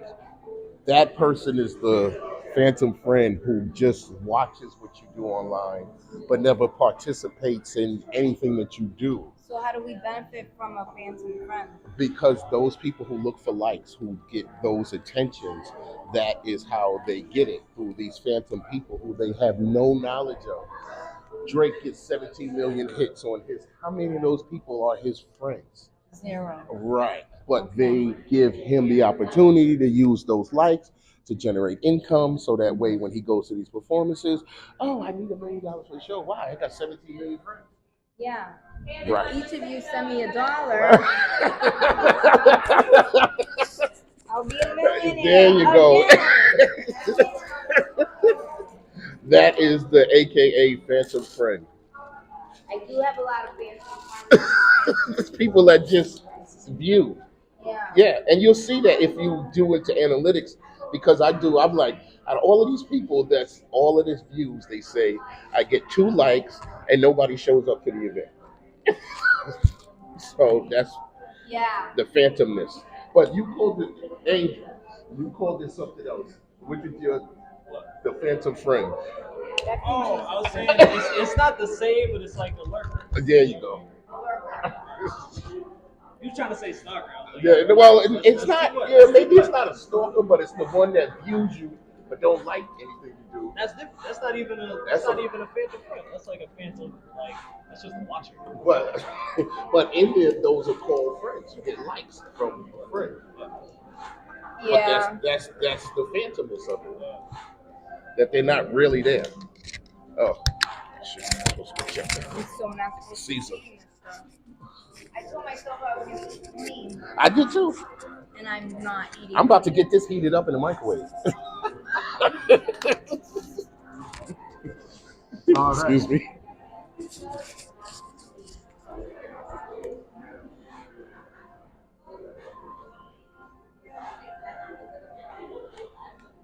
Yeah.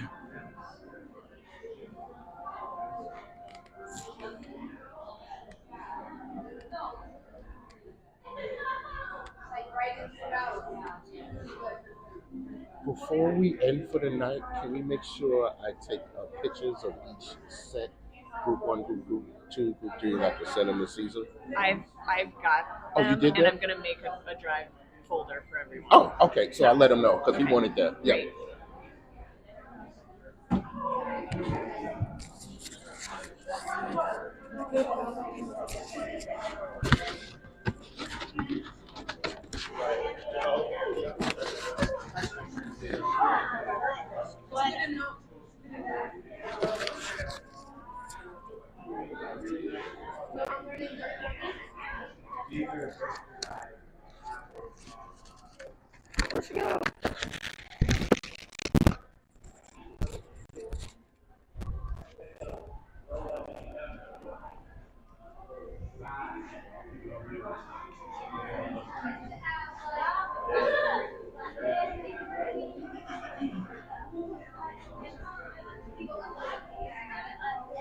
All our speeches are right now.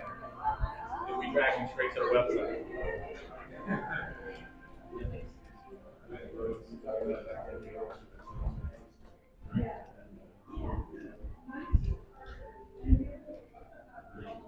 Let me know when you go back to that. I didn't know when you was. I didn't type in. I know you might be back there.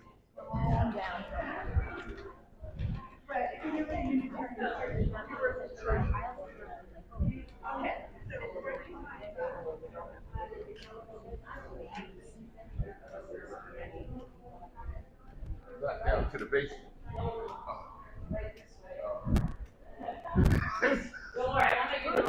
Yeah, that's the whole thing I thought about was the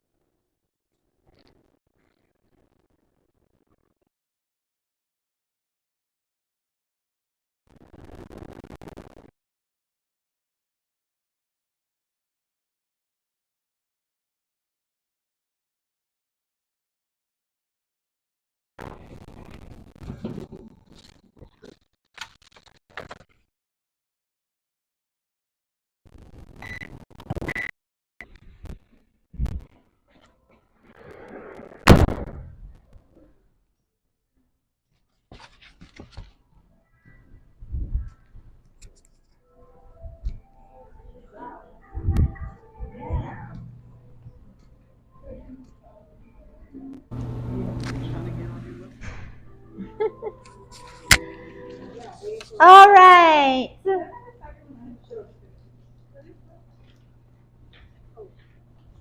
So much information, huh? I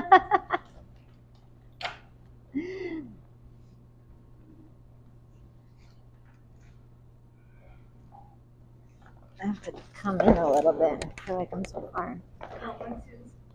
Yes. Teacher. Not teacher, guide. Coach. Mira, nice. All right. So, what are we like? What are we feeling like? What are some comments that were coming up, or some thoughts that were coming up for y'all as you're doing this in the groups, on your own, as you're walking around? Are there any themes that are coming up that you're seeing? A lot of responsibility. What do you mean in terms of what? Okay, so for me, like I've never had a team, so having to develop a program or a workshop or even an event, like most of the time I'm trying to figure out how to do this alone. And seeing it all written up on the board, things that I do, but I didn't even think to bring them up on the board, and somebody else wrote them. It's like, holy shit, how am I doing this? Yeah. So it's a lot of responsibility, not just for our artist careers, but also personal, like our families, our friends, you know. We all know somebody right now that's probably sick, and we have to handle that, but then we also have to take care of ourselves, and then take care our 9 to 5, and then take care of our art careers. Yeah. So it's a lot. Yeah. Feels a little overwhelming. Yeah, looking at it on the board is like, yeah. I don't want to go to work today. I feel that. I feel that. I feel that. Sometimes putting it all down does feel overwhelming, and it's important to honor that feeling. And if you get to that point, like I know I've sometimes needed to do that, and I step away and I come back to it another day to be like, all right, what is the thing that I can tackle now, right? Because it's impossible to really kind of think of it all. Is anybody else feeling that too? Yeah. What else? What else were we seeing?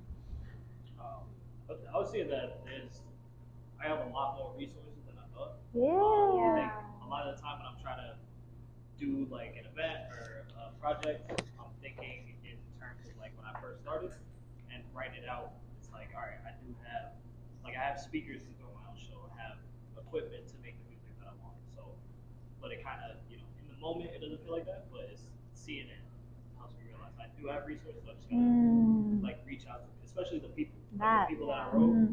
Like I see them all the time, but I don't think in terms of they can help me make things better. And even what resources do they have, right? Like that we also have to our disposal, that we don't think about. Thank you.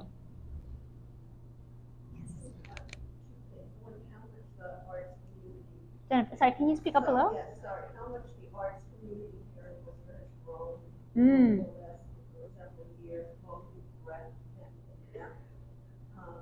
But one of the needs that emerges out of that is the need for some way for us to get together as artists and talk about interdisciplinary across practices, across interests and topics, in a way that's without the pressure to produce.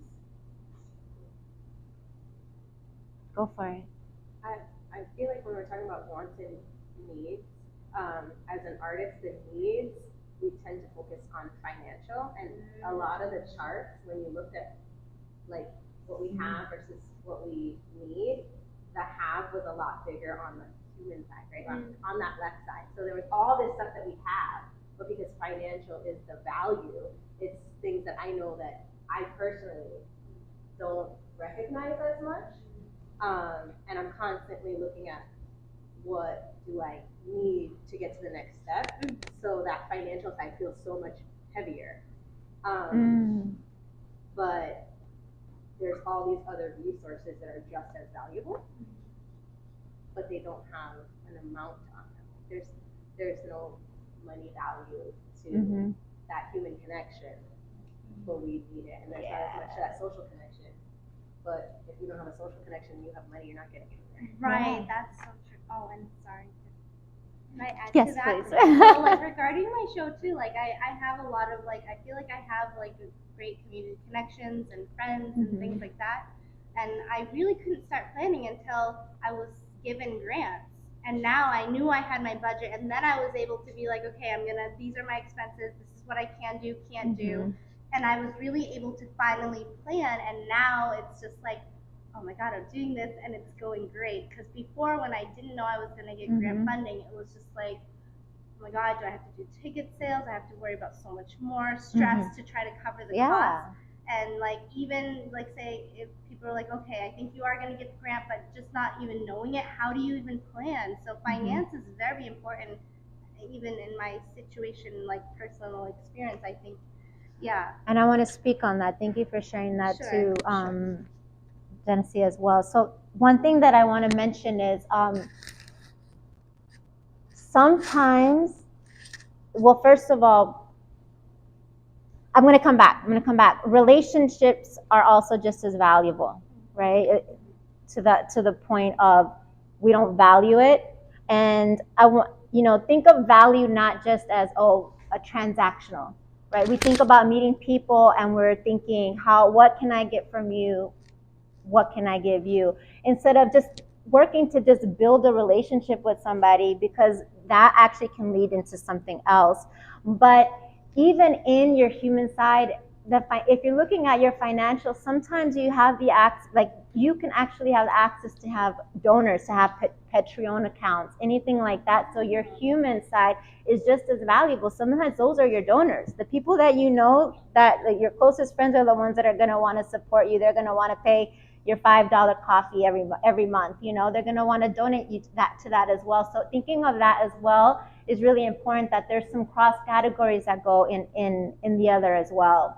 To your point also, Jennifer, one of the things that you were saying about the groups. So this happens a lot where a lot of us say, oh, we want to get together in groups so that we can figure out how we can work through things. But I think also understanding what you can do so we're not the ones waiting for others to do that is just as important. And that can be something as simple as gathering 4 or 5 friends. Hey, let's have a conversation. What can we do? Like, what do you need? What I got? Even asking ourselves the question, what is one thing that I can do for you that will make a difference in the next 3 months? Like, okay, you have your event. I can share, every time you post on something, I'll reshare for the next 3 months, right? Okay, all right, you have, you need some help on grant writing. All right, for the next 3 months, if you wanted a talking ear, I can like reread your grant for the next 3 months, something like that.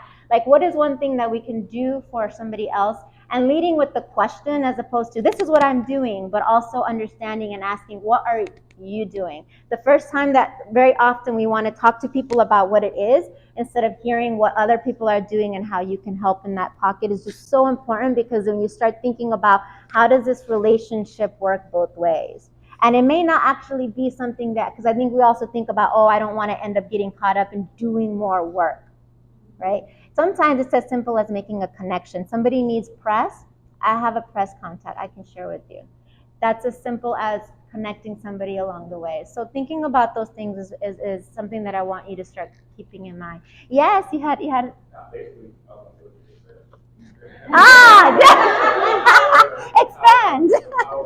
Networking, you know, to know that, you know, one, we all need something there, and then two, these are all resources for sustainable growth and what we're doing, and then three, you know, one, to see that someone needed something over here, but it was someone over there had it. And mobilizing the artists and the community.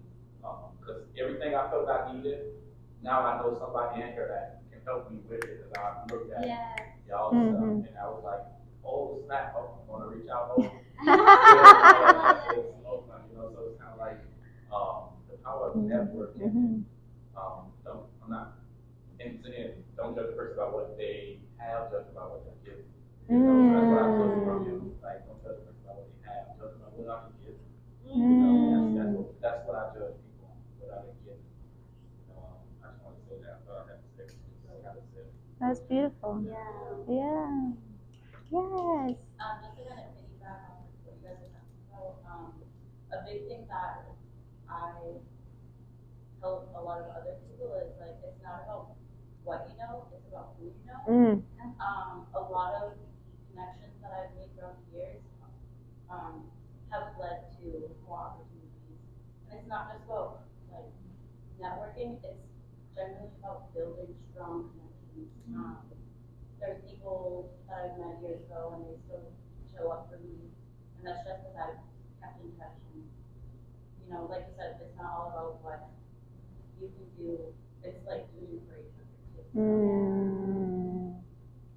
Yes. Yeah, one of the things that I work in an art form that I don't need anybody.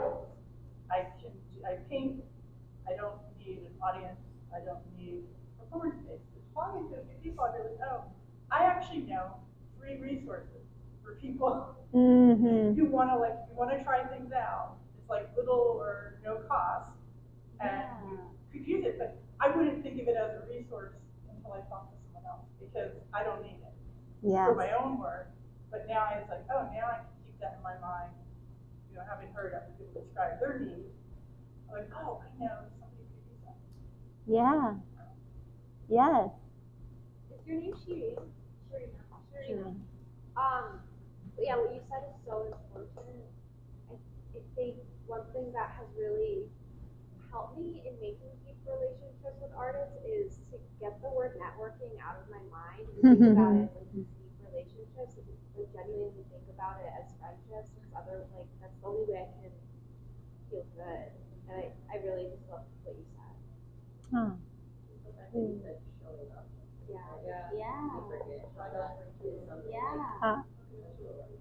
How can I show up for you? Dale. So with time management, I feel like I wanted to put it somewhere, I wanted to be physical, something non-physical. Because it's something I feel like I have to be inspired to draw or to paint, and I feel like I waste so much time waiting for that inspiration to come.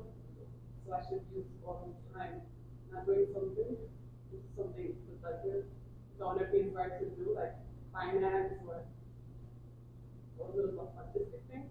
So to put that into this case, and then hopefully the inspiration will come from all this stuff.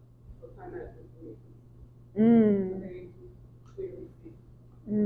That's a good point, and I agree with that. Spoken about time and Yeah. Yeah. Sure. What was it?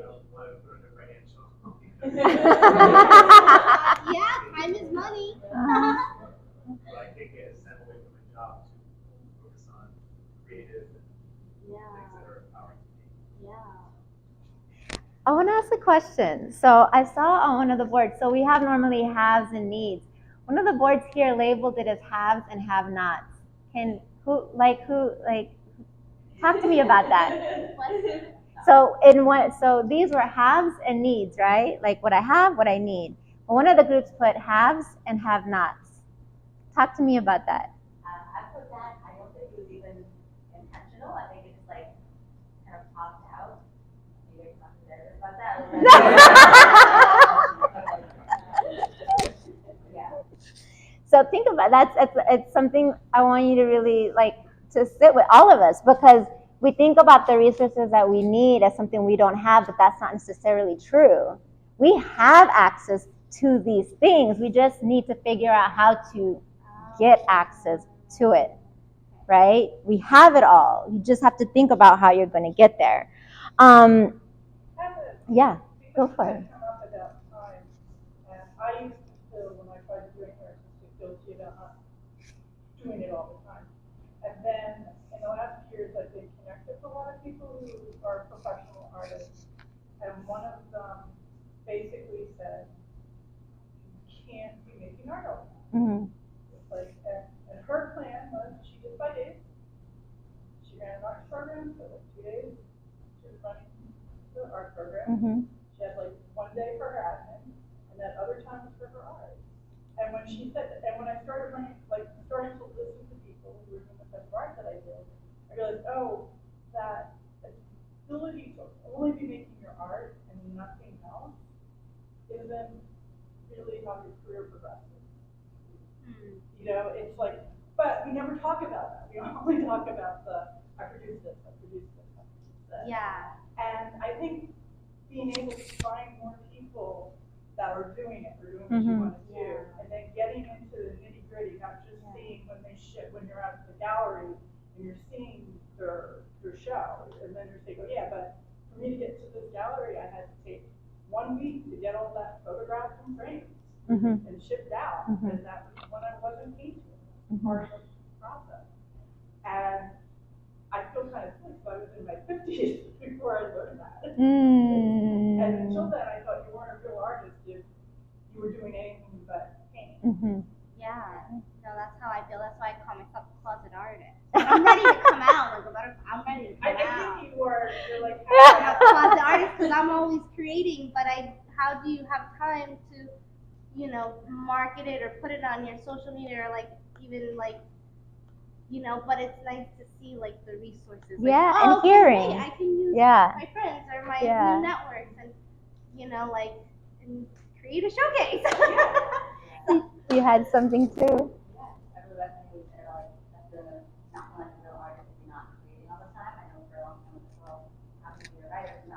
Waking up at 6 and riding before work, and then I'm getting home, riding after work, and my partner's really honest, not annoying person, not gonna get up at 5. Your schedule, and but you'll do it before dinner. Do that, and that still makes you still an artist writer. But isn't it a great resource to have people outside the audience who can basically say to you, that's not working. So let's talk about this one in a second. So moving forward. So right now we've identified things that we need or want, things like that, right? I want you to also start thinking your needs in terms of more specificity. So as we're talking about time, it's not just time you need. It's dedicated quiet time maybe, or maybe it's time in community. Maybe you need a work time with someone. Maybe you need a certain amount of hours. Maybe you need a certain block in the day to be. What does that mean exactly? If we say time but we don't define it, we're not going to take steps towards that process. We need a space. I heard I think Genesis, I think that was your group as well. You were working on spaces. And there was an argument made that sometimes, because it was when we were in this group over here, there was an argument made that sometimes you just need better spaces, right? You have a space that you have now, but you need a space that does what?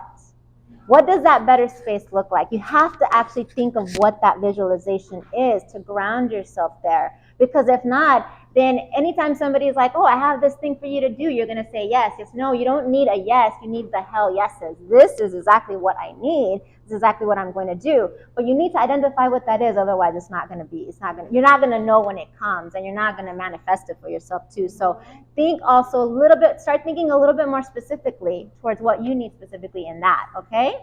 With that said, we're going to break up into one more group. This is going to be pairs, okay? And I want you to take just the next 10 minutes or so to start identifying. We're going to move into, can I borrow this? Oh, absolutely. You're going to move into the next sheet that just starts talking about what you need, okay? So what I want you to do with your pairs, I want you to just take a quick moment, and I want you to think about where you are in your halves, right? And where you want to be in your future state. That's like your vision.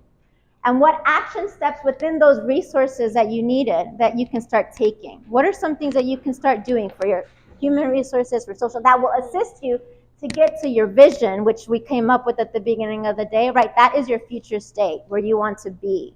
So what are some action steps that you can start taking over the next 3 months, right? That you can start doing together. We're doing this in pairs so you can discuss it and you can give each other feedback. Again, lead with questions, knowing what they want that you can help, that you might be able to connect with, as opposed to promoting yourself for a moment, okay? We're working on building off of one another here. And we're helping each other fill this out as we go through. Please call me over as you need questions. So this is what we're gonna do. If you can just pair up with, is it okay to make it a little easy, sort of the person next to you? Is that okay? And if it's somebody you've already worked with, maybe just move around to somebody you have not met for today. That'd be great. So you can start kind of thinking a little bit about that, yeah? And you can move around the room. You can go somewhere else, or you can just stay in your locations here. Yeah? Is that okay? All right. Yeah. You know what? Let's do this. Everybody stand up for a second. I'm a mover. So we're gonna do this. You guys can work together. Everybody. If you're vibing, vibe. If you're vibing, you vibe. All right. If you're vibing with somebody, go ahead and work on that together. And split up, and you can move into the room, into another section of the room. We're just gonna move out through and just take somebody with you. Call me over if you need help. You're gonna take another 10 minutes.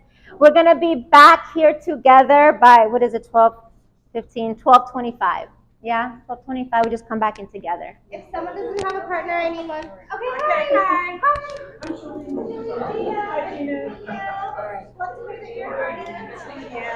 I love this video. Yeah, well, I'm coming out first.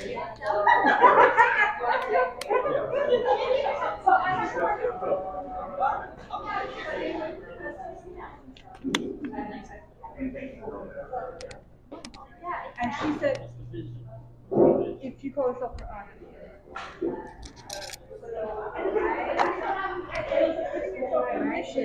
But if you're like, you can say.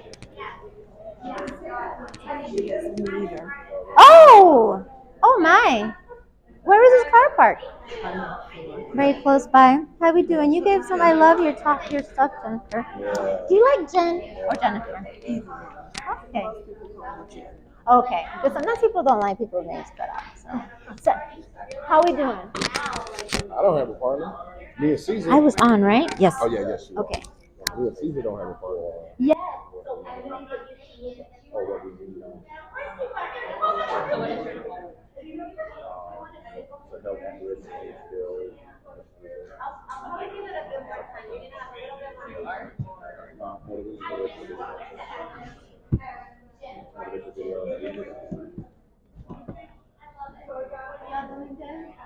Start off good. Sorry.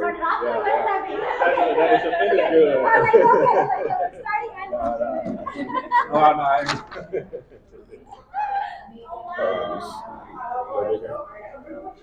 All right. That's us. And Caesar. Okay. Now, for that sheet, I don't have anything on my sheet. So I will work with what you are, and then we'll just. Yeah. Okay, so what for you? In terms of the human resources, Yeah. I need someone who can help me with the business side of things. Thinking of my and the social media side. environmental. I can imagine a lot of it. I know some people. And these aren't necessarily needs, like this is more like what you want to. Oh. So you want to start? Oh, you're on this one. No, Yeah, I those was are the just- action steps. Yeah, I was just writing down what her thoughts were for her. Oh, yeah. Yeah. Got it. Right. And then One of the needs I feel like under the education. social, I had Well, more education. A wider network. I think getting in depth with Wider network. I can step by step. I'm actually Local. And the learn a lot of stuff to our video. The right stuff to say to different physical is both a better storage system and a better like inventory system, like knowing what I have and where it is. Okay. And then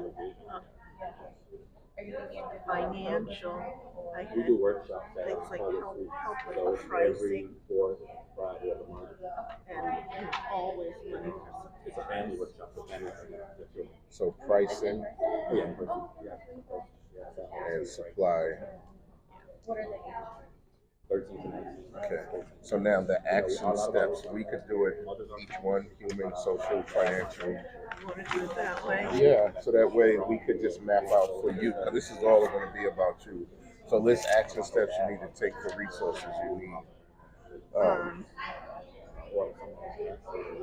The social, I know some people enjoy the social media. I can't stand it, and I find it like a time suck. Yeah, because a lot of times with social media, you can start with one thing, and next thing you know, you click on something, it leads you to something else, and then 3 clicks away, you're away from where you started from. Right. So what we need is a social media maven type of thing. Somebody that's social media, like that's their thing. Let's try to think of where those people would be. Like they're on the younger side mostly. And if they are a business, their business is just that helping you with social media posts. So we can look for a business that does social media posts.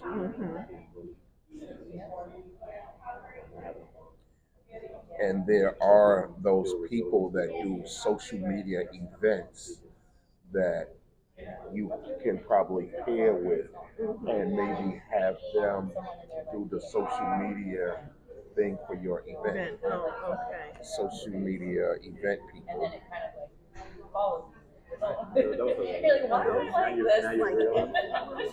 Yeah. Let me see. Okay, he's back. Jump. Y'all can slide. I just kept her company for a little bit. If y'all want to go back into the thing, we could do it all. You want to do it all together, or you want to try to do everything together? All right, let me get away from this piece. I was going to try to look for one of those social media influencers to try to show you what their stuff looks like. Let me see if I can find somebody. See, this is where the generational stuff is an obstacle. Because I didn't even know there was such a thing as a social media influencer Yeah, until I started watching Bel Air on. And then you started seeing all of the things that are doing now on the current TV shows. This is one. They're the social butterflies. They're event planners, coordinators, design company, private celebration, weddings, corporate gatherings. No, nobody. There's probably not too much that does that.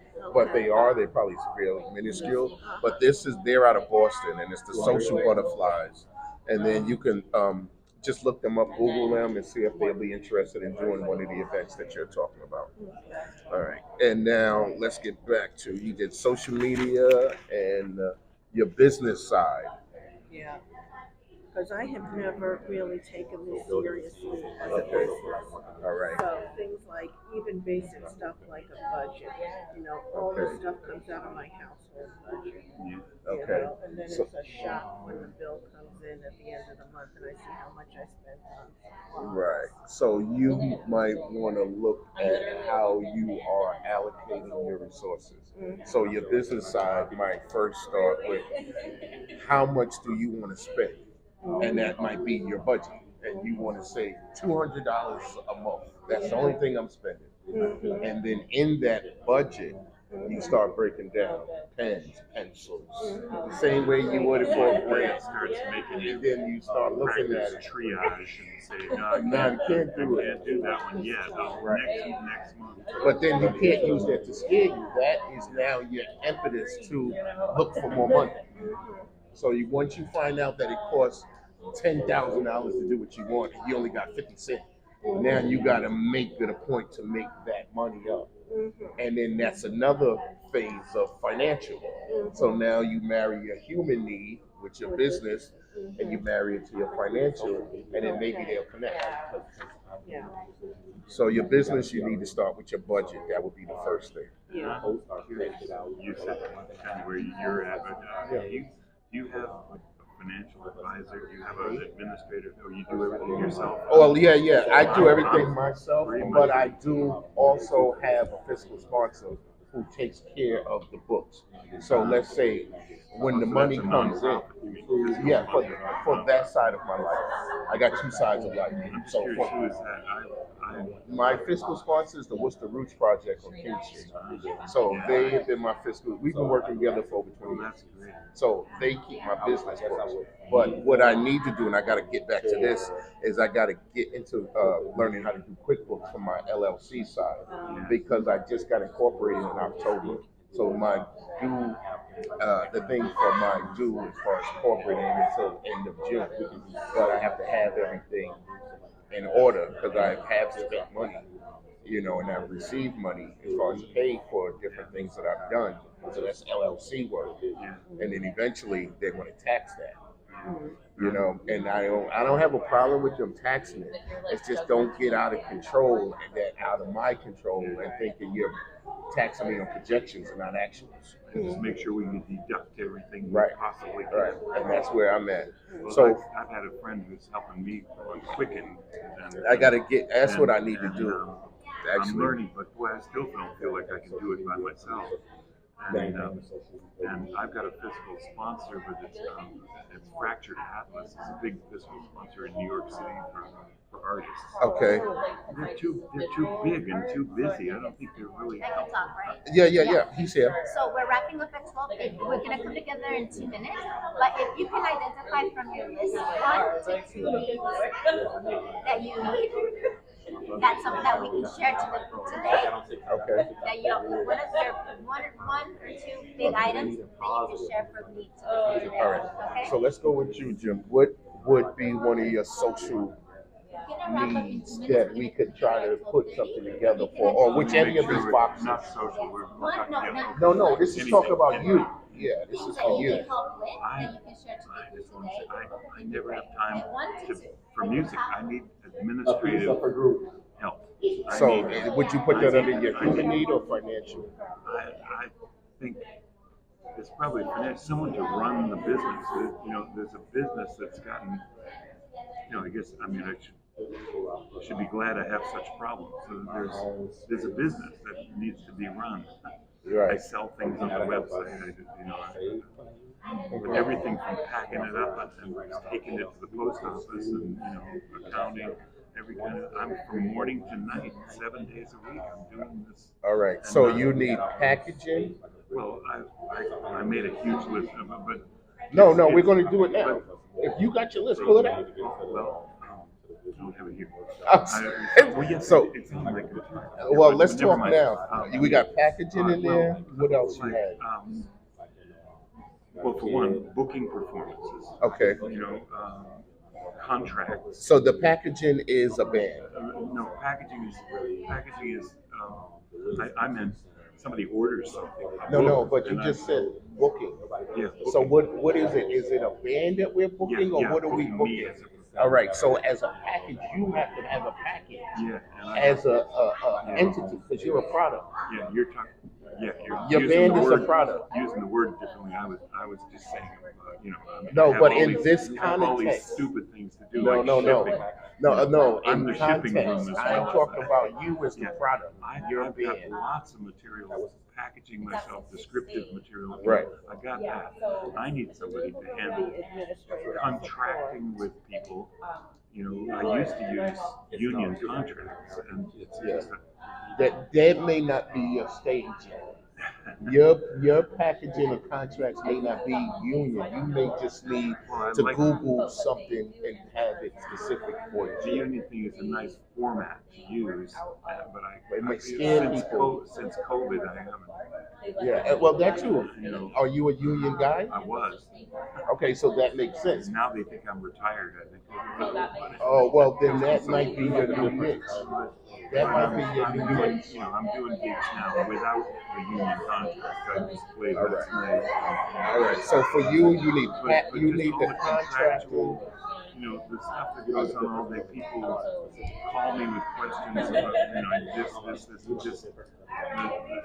So when they call you with these questions, what are the questions? What are the questions? Like, can I have that? Can I get that song of yours arranged for choir? Right? All right. Copyrights. I got all that stuff. Yeah, copyrights. Publishing. All right. All right. So for you, endless stuff. I'm gonna condense you right now. Yeah, you're saying the word packaging. No. I'm gonna condense you right now because we're gonna have to move. But for what we were talking about, you can look for your need is contracted, dealing with copyrights, publishing, and getting you together as far as the next step, because you have all of this stuff. So you need one person or as many people as can be to kind of bring your stuff together. So I don't mean to pretend I know everything, but I've already written out this whole job description. No. But for this group, I want you to present what you want to do to this group right now. This is what this is about. Unless you want me to do it. Yeah, all right. So I want to make sure I'm saying it clearly because I don't want you to get up and say no. All right. And I also want to talk about my pricing dilemma. Okay. Business, budget, and then pricing dilemma, and how to solve it. Yeah. Okay. Yeah, I can see it. You got it?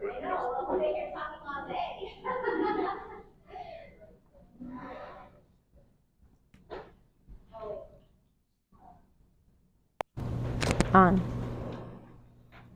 Okay, now we're going to do a quick exercise. This is what we call collective mapping, right? Resources is where we have, collective is what we're doing together.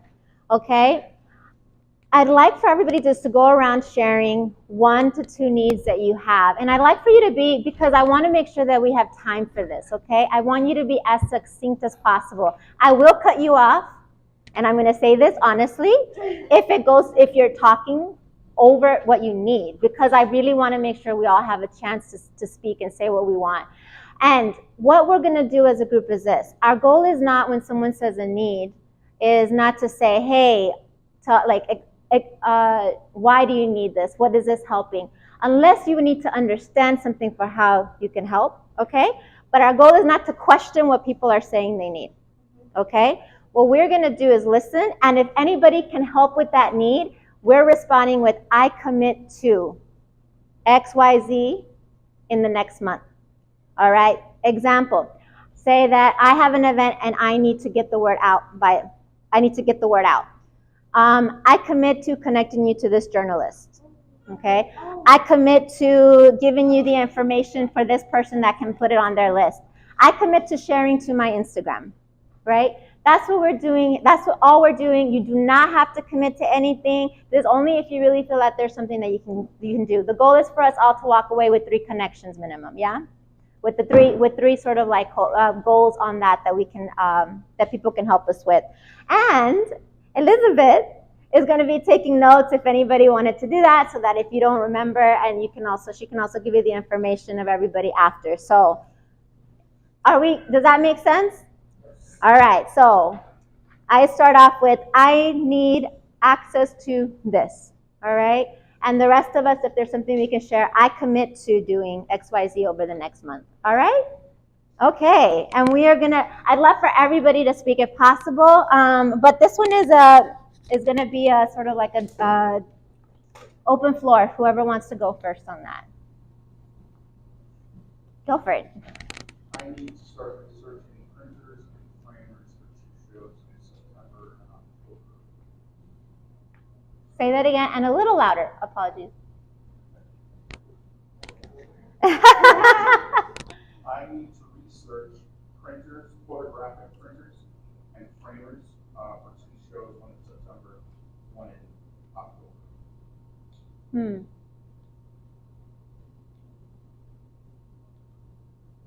And what was your second need? I need to look at recreating my website so it's more user-friendly. Okay. Jim. I'll take, I've already devised, I'm going to do a fundraising campaign for this. I work from morning till midnight, 7 days a week, doing business, and I almost never am doing music. When I have a gig, I go play. I don't even practice. Wait, Jim, are you sharing something you need to do? I need an administrator. So wait for a second. We're still working on what we can help with first. On the needs were, again, social media. Website, and what was the other one again?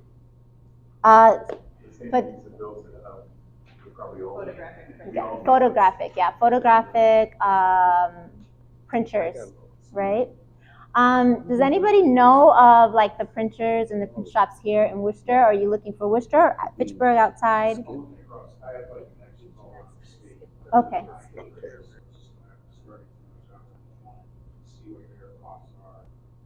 Mm-hmm.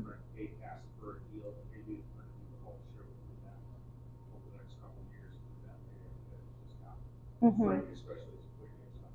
Gotcha. And I think that potentially I'm gonna slightly like volunteer a little bit, but if Assets for Artists has conversations with other artists that already do print services, maybe that's some people that they can connect you with. Go for it. On the more sustainable side, if you go to a lot of like Goodwill Savers, there's really nice frames and Go, Cedric. The principal is a Worcester State. A lot of the colleges have their printing services. And if you're alum or if you have relationships with the schools, you can use their printing services. I commit to looking at your website. I'll take a peek at your website and I'll give you some feedback on it. All right? All right. Who else would like to go? I need to get to the next step in Granbury. And I know I would like to get into this, and I am trying to figure out how to connect with somebody in East Granbury staff would like me to work with them while I'm learning how to do it. You want to grant, right? Okay, go for it. I would love someone to help me write grants, because I'm not, very savvy in that area. Well, because I'm gonna be doing Or proposals. I'm gonna be doing the grant writing. Mm-hmm. Yeah. Okay. So maybe we can connect because I could do that. Grant writing through one of the A4A workshops? Yeah. Okay, I'll be on there. Mm-hmm. So I would commit to sending you the link to us so that you have it. So you sign up that workshop. Okay. And I'm Julie. I commit to follow up with you, see how it went. Yeah. Okay. Great. Thank you. I'm gonna commit to asking Elizabeth if, if these ladies would be able to share. Yes. Yes. Yes. I need one banking relationship for access. And for the people that want that grant workshop, I got only 2 grants I've ever got because I used the platform from that workshop. Interesting. So proposal, during that, the workshop I'm talking about, during after that, I used the platform, I get grants. Okay. From that workshop only. So you need a banking relationship. Mm-hmm. And also just because that's such a specific thing that we could all probably help you with that. Like, what is also your second need? And on top of that, It's easier when they're umbrellas because then we all can sink in with that in too. regards to the banking relationship? No, to anything. Mm-hmm. My own space in order to save money, because our only hosting space that we do for free is public, 2 public schools and home suites where all our workshops are at every month. So if we had our own space, we save a lot of money and become more sustainable for people with the digital platform. So I commit to getting you information on the Mass Cultural Facilities Fund, which will help fund information on a new space for you, on spaces for you, as well as the City of Boston. You're in Worcester only, right? Yeah, we had families come from Boston, though, and we're looking at a whole space that we just, Gotcha. Okay. Okay. So it would, your space would be here. Okay. So I'll commit to getting you information on the CFF fund. Yes. I'm not sure, but I'm pretty sure JMAC is right? I did a show here for great. JMAC is a community space here as well. Mm-hmm. I just show you. Yeah, you just apply and it'll run for you. I did a eco-friendly show here last year. Speak with Livy about that. Livy would be able to give you a little information. Oh, sorry, I don't mean to volunteer you, Livy. Just it's information. I just wanted to say, and this is like for everybody here, they don't make this public information, but you can apply to any bank for a grant. Yes. So once a year, most banks, they issue small grants, usually between $500 to $1,000. You apply for the grant, but the grant is only available 4 months out of the year that you have time to apply. You just have to call the banks or research the banks and find out when that fiscal year starts.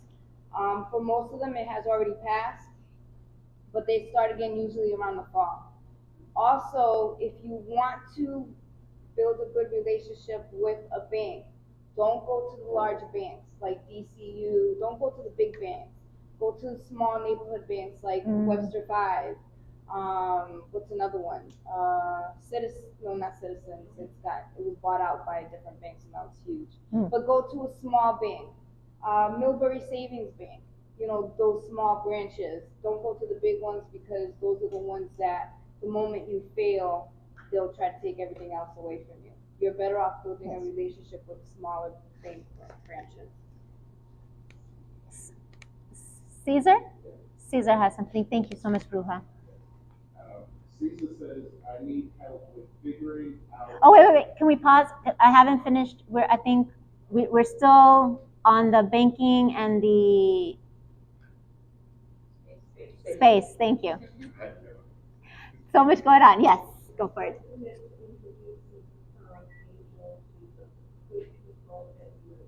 Oh, great. Thank you.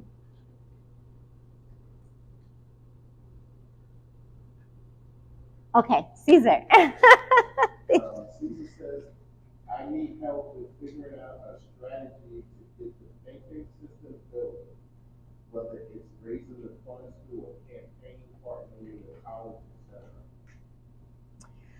I commit to connecting Caesar with SCORE that will help with working out a business plan for that. SCORE. SCORE, if people don't know, is a free system of mentors and business people that if you're working on your business, they can help you develop planning for that. So that's access for everybody. He wanted to share this link of the payment system. So I'll send it to Elizabeth and Bill and give you guys can see what it is for. Mm-hmm. Thank you. Anybody else? I'm wondering why administrative help fell by the wayside. Say that again? I'm wondering why administrative help fell by the wayside. I don't think they got the whole concept. No. I need administrative help, and you said, not now. Oh, yes, no, we are coming back to you, so say that now, please. I need administrative help. Perfect. I work all day and I don't get in the arts. Can you give us specifics on Yeah. what you mean by administrative? Well, I have a website, I sell stuff. I have books, CDs, not many people buy CDs anymore. A flash drive of my albums. I've just made I have poetry book, music books, choral music, and of course singing died with COVID. So my market went away. It's coming back now. And I have this program I want to take nationally or anywhere. So you need administrative help. Jim, you need administrative help to... With booking contracts. Gotcha. Royalties. What? Yeah. I don't imagine there's something very going to say, oh yeah. I think because, like Bruja said, we're all kind of doing a lot of that Mhm. and trying to balance it. So if you have like a specific thing that you wanted to become better at with your administrator, then it's a little easier for us to guide you in the direction of somebody that can help you versus like the big broad administrator. I think all of us would probably use an assistant. If you know that want to work for free. So I commit to connecting you with Upwork, and there's one other site that it is evading me at the moment. Upwork, and I'm gonna think about that site in a second. But where you can actually pay a little less to have more virtual assistants.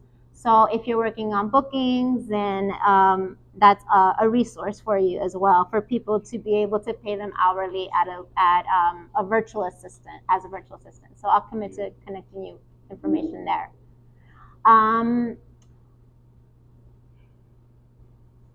I will also commit to giving you a few sites that help you with administrative stuff that you can, that might be able to compartmentalize the work you need. Does that help? Sure, thank you. Yeah, absolutely. Anybody else? So my main goal is to expand a fan base of people that actually buy music and show up to shows. Cedric had a really good phrase that he put up on the board called a phantom friend. Like the people that they see your stuff online, they might like it, they might even share it, but they don't really interact, so you don't know them. It's like they're there but not there. So I'm trying to get people from the phantom friend zone into like an actual fan zone. So I need help creating an EPK, electronic press kit, which is Mm. used for booking, so I can get more shows, get in front of people that haven't seen me before, and then get them into that, you know, category of people that actually enjoy my stuff. You know, will come to the next event that I'm at. Yeah. Anybody have awareness around that? I think you're going to be working with great people in Fitchburg at the Face Fest. There's, you know, it's a budding music kind of, like they do. We do a lot of like hip hop shows and stuff. Like you'll be there, and you'll be able to connect with Derek. There's Coffee House Productions. So there's Gina, Rizzy Studios. so are you committing to connecting him with somebody? Yeah, and I think Okay. you already have that connection or no? Yeah. Okay. So the EPK thing is basically like a bio and like combination of all the stuff you've done. I kind of struggle with putting that stuff together. And, like that one sheet stuff. So I've seen some of you guys with like bios and stuff. It's amazing. I'm trying to get there. Go for it. Would it be helpful to have an example of someone else's press kit? Yeah, for sure. In more of a writing industry, or that not be helpful? I think it would be helpful. Okay. I could commit to sending you one. Yeah, that'd be great. Okay. No, you could. Yes. I commit to meeting for coffee over ice cream for pizza and go over what I've done the last couple of years and do what we just asked. You also owe me a motorcycle ride.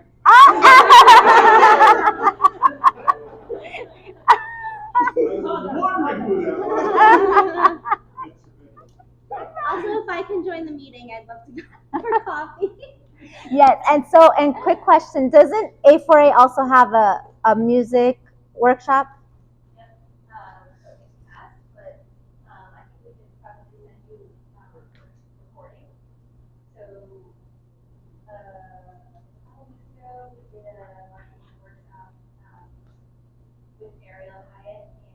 Can we pause you for a second? This has to be our new talking piece because we're leaving the season. Oh, is that the speaking stick? That has to be the new talking tool, speaking stick, whatever you want to call it. Talking stick. You know what I'm saying. So Angel, I will commit to sending you the link to this marketing workshop, which might be helpful because we do talk about that and also, my model, whether she has some additional coaching sessions for you, my ability is at the self-publishing. Yes. My boyfriend's cousin lives in New York. He does music production, and he actually worked on Lizzo's concert, like the set and production of it. I can put your cousin in, if you have any questions. There you go, Lizzo.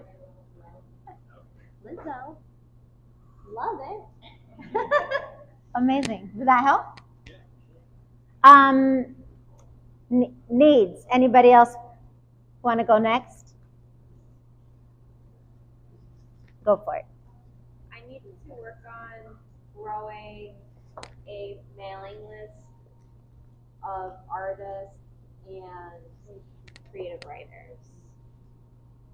Can you say that one more time? I need to work on like growing a mailing list for a listserv I'm creating that's targeted for creative writers. I commit to giving you information on a Facebook writers group, as well as, are you on NAC? Okay, so on the, giving you information on NAC so that you can email them a group list that you're looking for this. Thank you. Yeah. So I commit to giving information on the Facebook Writers of Color, and then also on NAC information. NAC, NAAC. Go for it. Okay. All right. Wait, did anybody else have anything to add to that? Hold on. Are we still? We're still on commitments.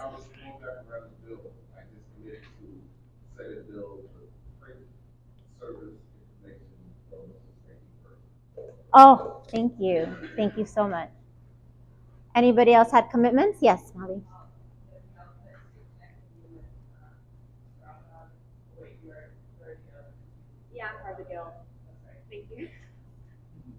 I appreciate it. Okay. Okay, go for it. All right. So things that I need.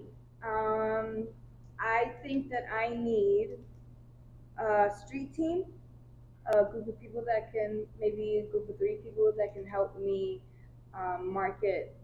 better market the Poets Cauldron.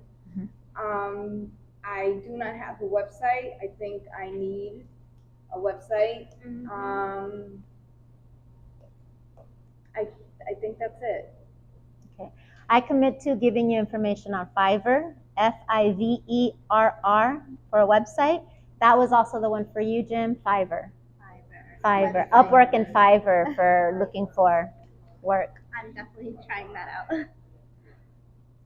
Any others? I commit to connecting you with Francesca, who helped me with my website and was amazing. I commit to not being on the street, but social media wise, DMing people individually all your posts. With I appreciate that. Yes. It's not really a commitment, but I just wanted to say that the Poets Cauldron is an amazing event, and if any of you have the opportunity, please go. It's such a vibe. It's really a good time every time I go. Thank you. Yeah. Second that, I will say also that I think we got the necklace is also a great place to like put out information about. I've found some really cool graphic designers with that on there, so commit to adding to that. And also happy to put more flyers out on that as well. Awesome. Yes, she's definitely been a big supporter with the whole Cauldron. Okay. The only other thing, crap. Crap. What I was gonna say. Needs. I have one more need. I know you said there was 2, but there was one more. All right, make it quick. What it was. Make it quick. I need to build my skill set on grant and proposal writing. That's what I need. Who was the grant group? Yeah, so Oh, well, you're already working together, Yeah. right? And, Elizabeth has You were going to say a something. parade. I can commit to you guys. If you ever want to like email me your grant proposal, whatever, I can look over it, bounce ideas back. I've gone through my fair share of failed grant writing, and I just kind of caught on to like getting Nice. a good groove going, so I can help out with that. Nice. Yeah, I was also happy to commit to. I used to have to read a lot of grants for work, so happy to like provide a second set of eyes. One thing I want to keep in mind is to like, we're making these commitments, but also know that some of that is consulting time. And I want to honor our time around that too, so that if, say for example, someone is reviewing your grants for proposals, also don't be afraid to ask if there's a fee there. I could do this for a friend, but I also think it's important to honor consulting time too, yeah? Need. Thank you. I have two needs and then one commitment that I'm going to make to everybody. My need is for social media, which I don't really understand and I don't like to do except Facebook. So I need help with that. And the other is I need help with realistic pricing that allows my work to be accessible, but also allows it to be taken seriously by people. So, and then my commitment is to find a time and a space for artists in Worcester to meet just socially and to network, share information, and enjoy each other's company, share what they're doing and interested in without a commitment to produce something.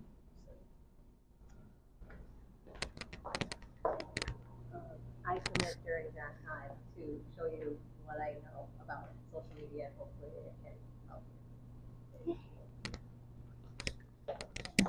I commit to sending you the Arts and Business Council. They have, I think, some information, resources about, I think, price setting, things like that. I'll double check, but Arts and Business Council is a good resource, so I'll mix that to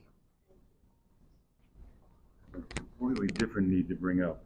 Wait, can we finish first with Jennifer? Yeah. Oh, yeah. Anybody else? I can just help you with whatever I can help you with your art, with selling your art and pricing. Jim, let me make sure everybody gets around first and come back around. Anybody else have a need that they want to share? Go for it.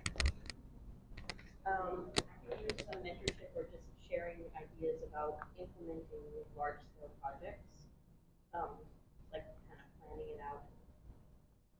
Yeah, really like pilot things that happen from other experiences. And Kate, these are public projects? Yes. Okay. And then some form, I would love to crowdsource documentation of my work when I'm working in the park and public space. So any connections that somebody has to like photographers, videographers at whatever level. Cool. I was like, I commit to introducing you to Bill here. I commit to meet Kate for coffee, ice cream, or pizza. Or a motorcycle ride, And yeah. a motorcycle ride for photography. I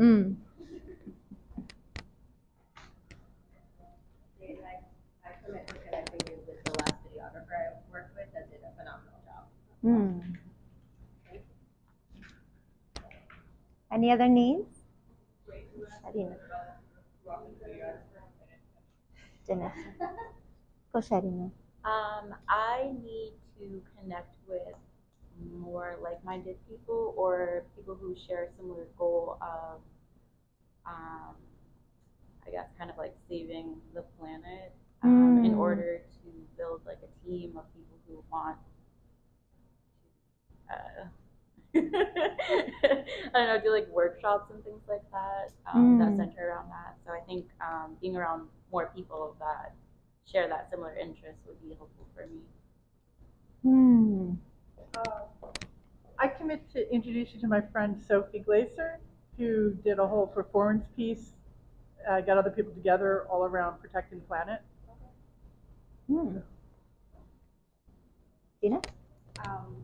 I commit to connecting and helping you to connect with others as well. I'm also, open to work with you on anything you want.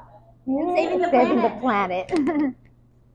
I have a friend Nicole that's at Windows Water photographer. Okay. And she's done pieces to save the coral reefs and the planet.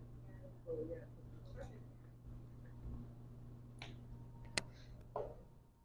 I commit to talking about you on social media and the things that I've learned over the years about living sustainably. Because for a month I practiced eating clean and not going out so much. And when I did go out, making sure I don't get too much trash. So I did it for a month, and in 1 month I had this much trash that needed to actually go out on the sidewalk and be picked up. In 3 weeks, that's how much trash I had. And I learned that because I started watching you. Wow. I commit to continuing to save all my dried paint. Which I didn't do until she had her show. So I commit to continuing to make work like that instead of work that is wasteful. I love that. Aiko, do you have a need? So I needed to join the Sorry, a little louder? Okay. I needed to join the market or fair where I can actually sell my product in front of a customer. Do you understand? Yes. Yeah. Okay. Also, I needed to reprogram my website so that people can actually purchase my art product. Also, so someone need help my English.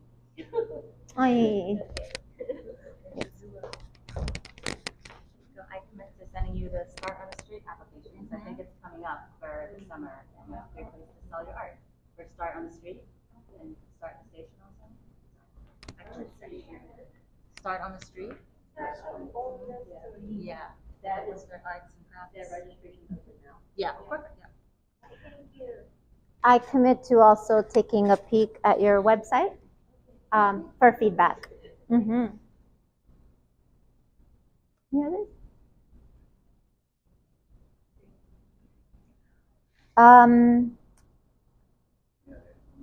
Markets. No, I want to make sure everybody gets around first, and then I'm gonna come back. No, I'm thinking.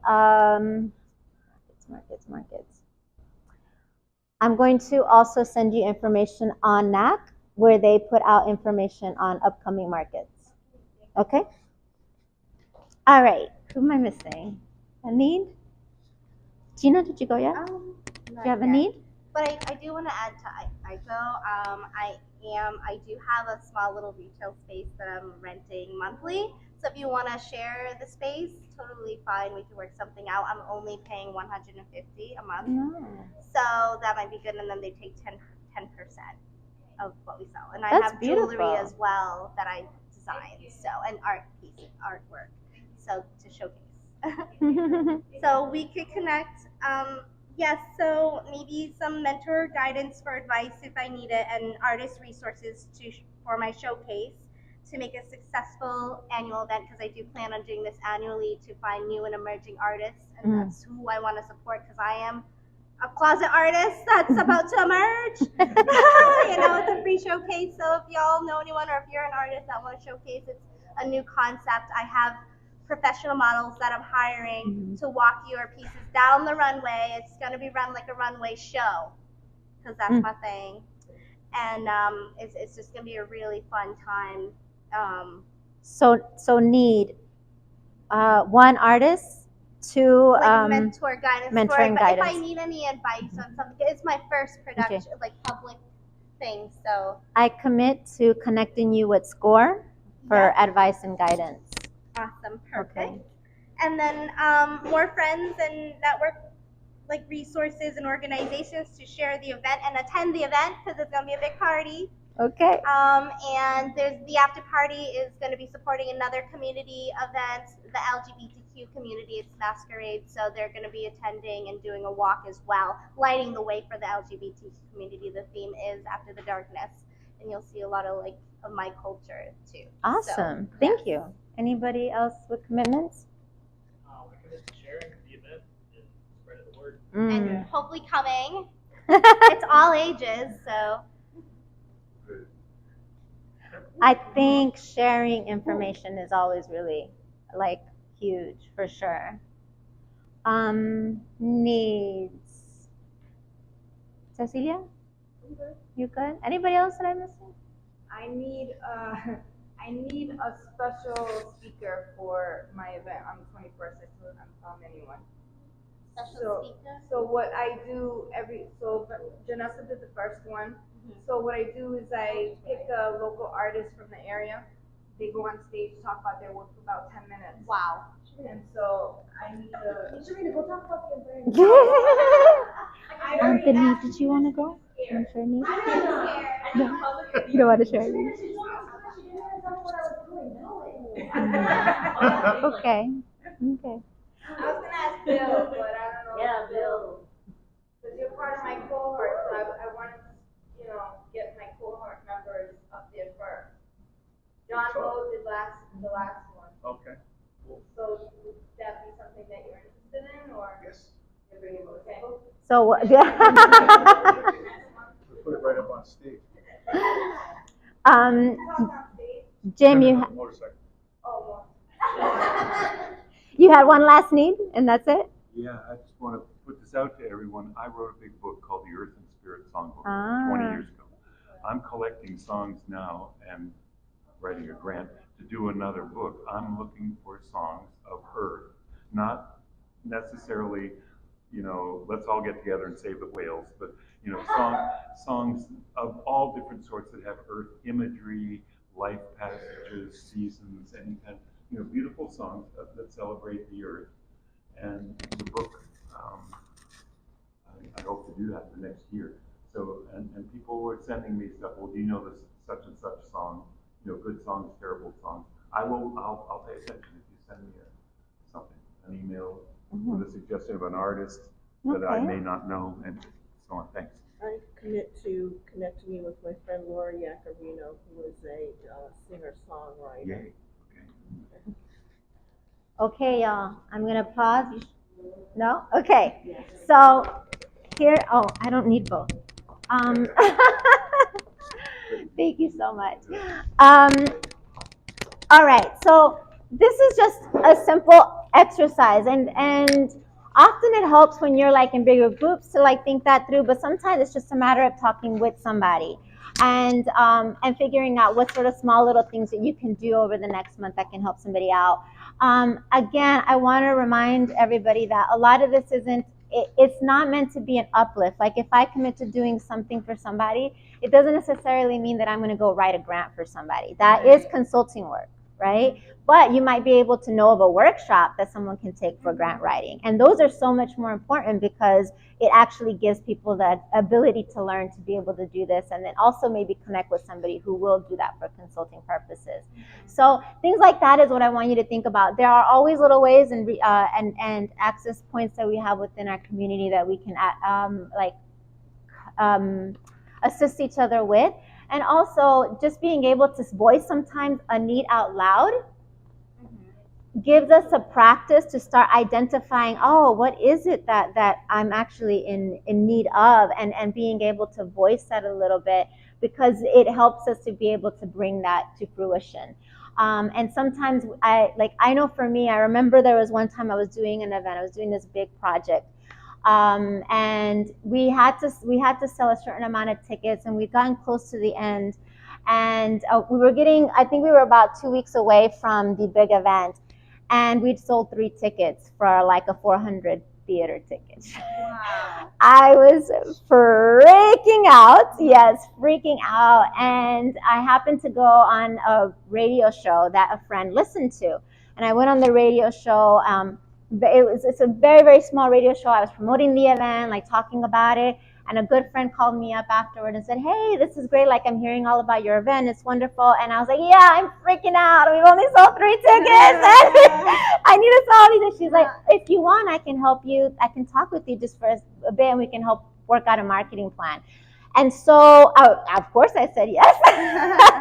And so in that process, she started sort of helping me think through, okay, who are the people you already know? What are the things that you can do? How can you connect it? It was all things that I needed to do, but they weren't things that I could voice until somebody actually sat down and talked with me about it.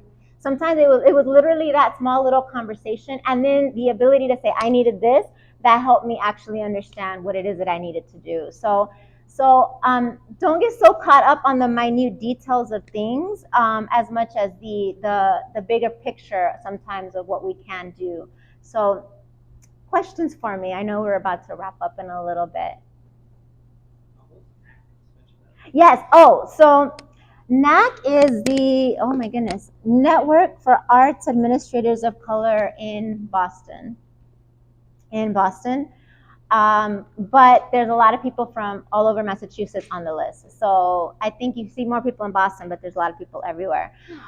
What I can do after this workshop is send out a document with a bunch of different resources. Some of the things that y'all asked for, they're actually, it's possible to do that through some of the resources that are already out there in the companies that are doing this. So for example, if you want grant writing, Access for Artists has workshops on that, right? And on all sorts of other things, building up press kits, building up this and that.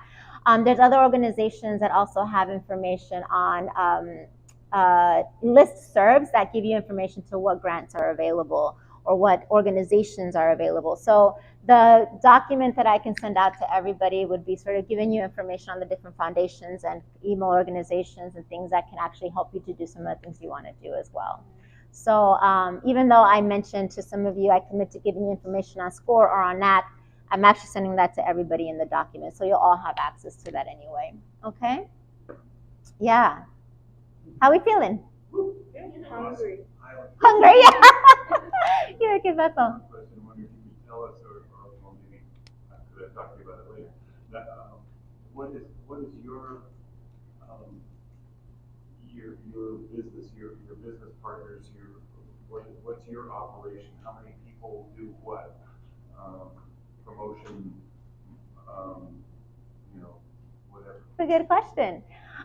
When I had my business, I had the dance school, I had a director of the school, I had my business partner as well.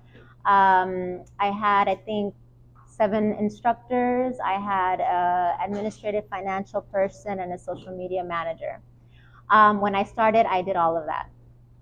I started as a one-person team, and that grew over time. until I sold the company. Now I'm actually solo, so I run LLC solo, and I'm pivoting my work into more arts management. So I'm more of an independent artist and I'm an independent speaker. So I'm in the process of not wanting to actually grow out, to be very honest. I'm in the process of wanting to focus more on me, because I felt that, funny enough, we think that sometimes as an individual person, like we wear all the hats and we do everything, and that you need more people to build up. That actually became very, it almost became too time consuming because of the management of it. And so I ended up not focusing on my work because of that. So I'm working the other way around to do things more solo. I'd rather have more of these engagements and workshops where I can work with people individually, where I can do more consulting. And it's just more, to me, it's more effective at this point in my life. Obviously, but dance performances, you're saying me solo, you mean going out as you're doing now? Yeah, correct, yeah. Okay, yeah. Yeah. When you did a big dance production, How many people did I have? what did it take for you to do that? Or to take it on tours? Did you have?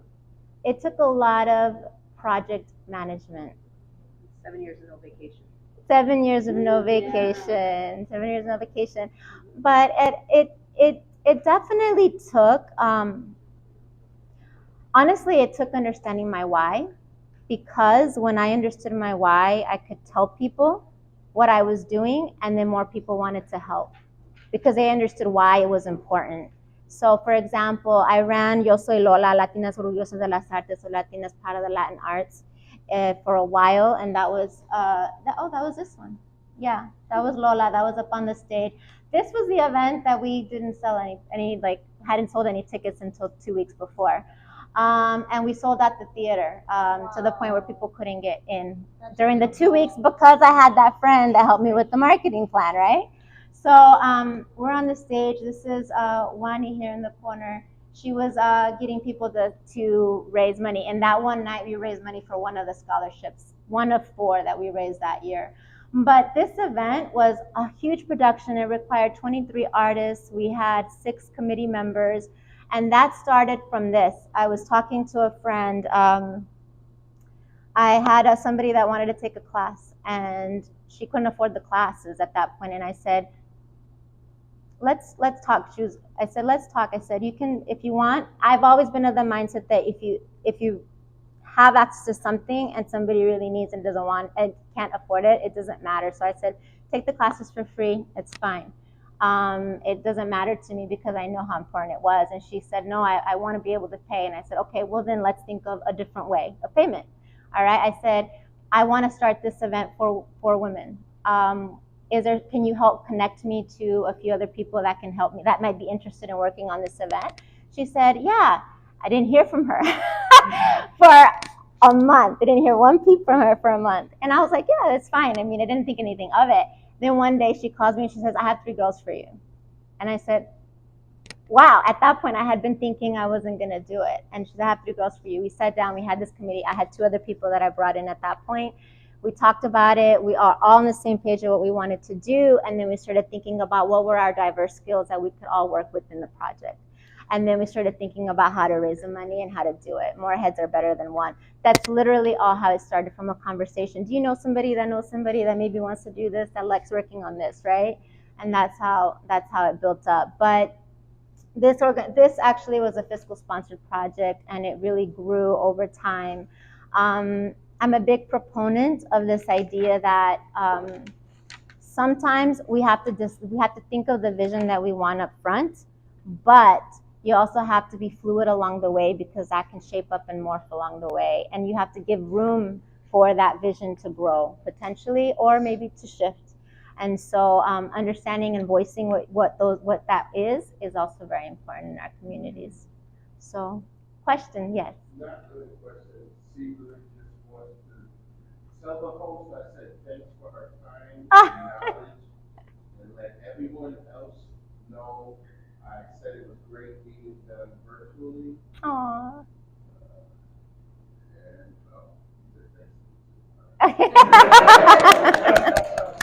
Can we all say hi to Caesar? So appreciate that. I want to, I know we're about to close out. I know we're all hungry and I'm the one standing between you and lunch. Yes, go for it. You have a question, go for it. Was there something that got put together with people's contact information that I missed? Or is it being put together and being sent? Yes, Elizabeth, there is. Elizabeth? Yeah, was there something that was sent out or put together, or are we putting it together? If not, while you eat, I'm gonna stalk you all. So, how about we do this? If there's anybody that doesn't want their information shared, their email or anything, just come to me directly and let me know. But otherwise, I will put together everybody's name and emails, and your website and social, which I've already told. And I'll also include the iCommit spreadsheet so that you can all see, what you committed to, what you need. And also Anna's resources, I think she does it if you some things. If there's anything else that I missed or that comes up while you're thinking, just let me know and I can also add that to it. And I will send Elizabeth a link to a drive with pictures of all of these. And just very important, what will come before that, all the materials is a survey, share that information online. So in order for us to advocate for more of these types of workshops and in-person opportunities, your feedback is super essential. Can I do that? I've done a few of your classes already.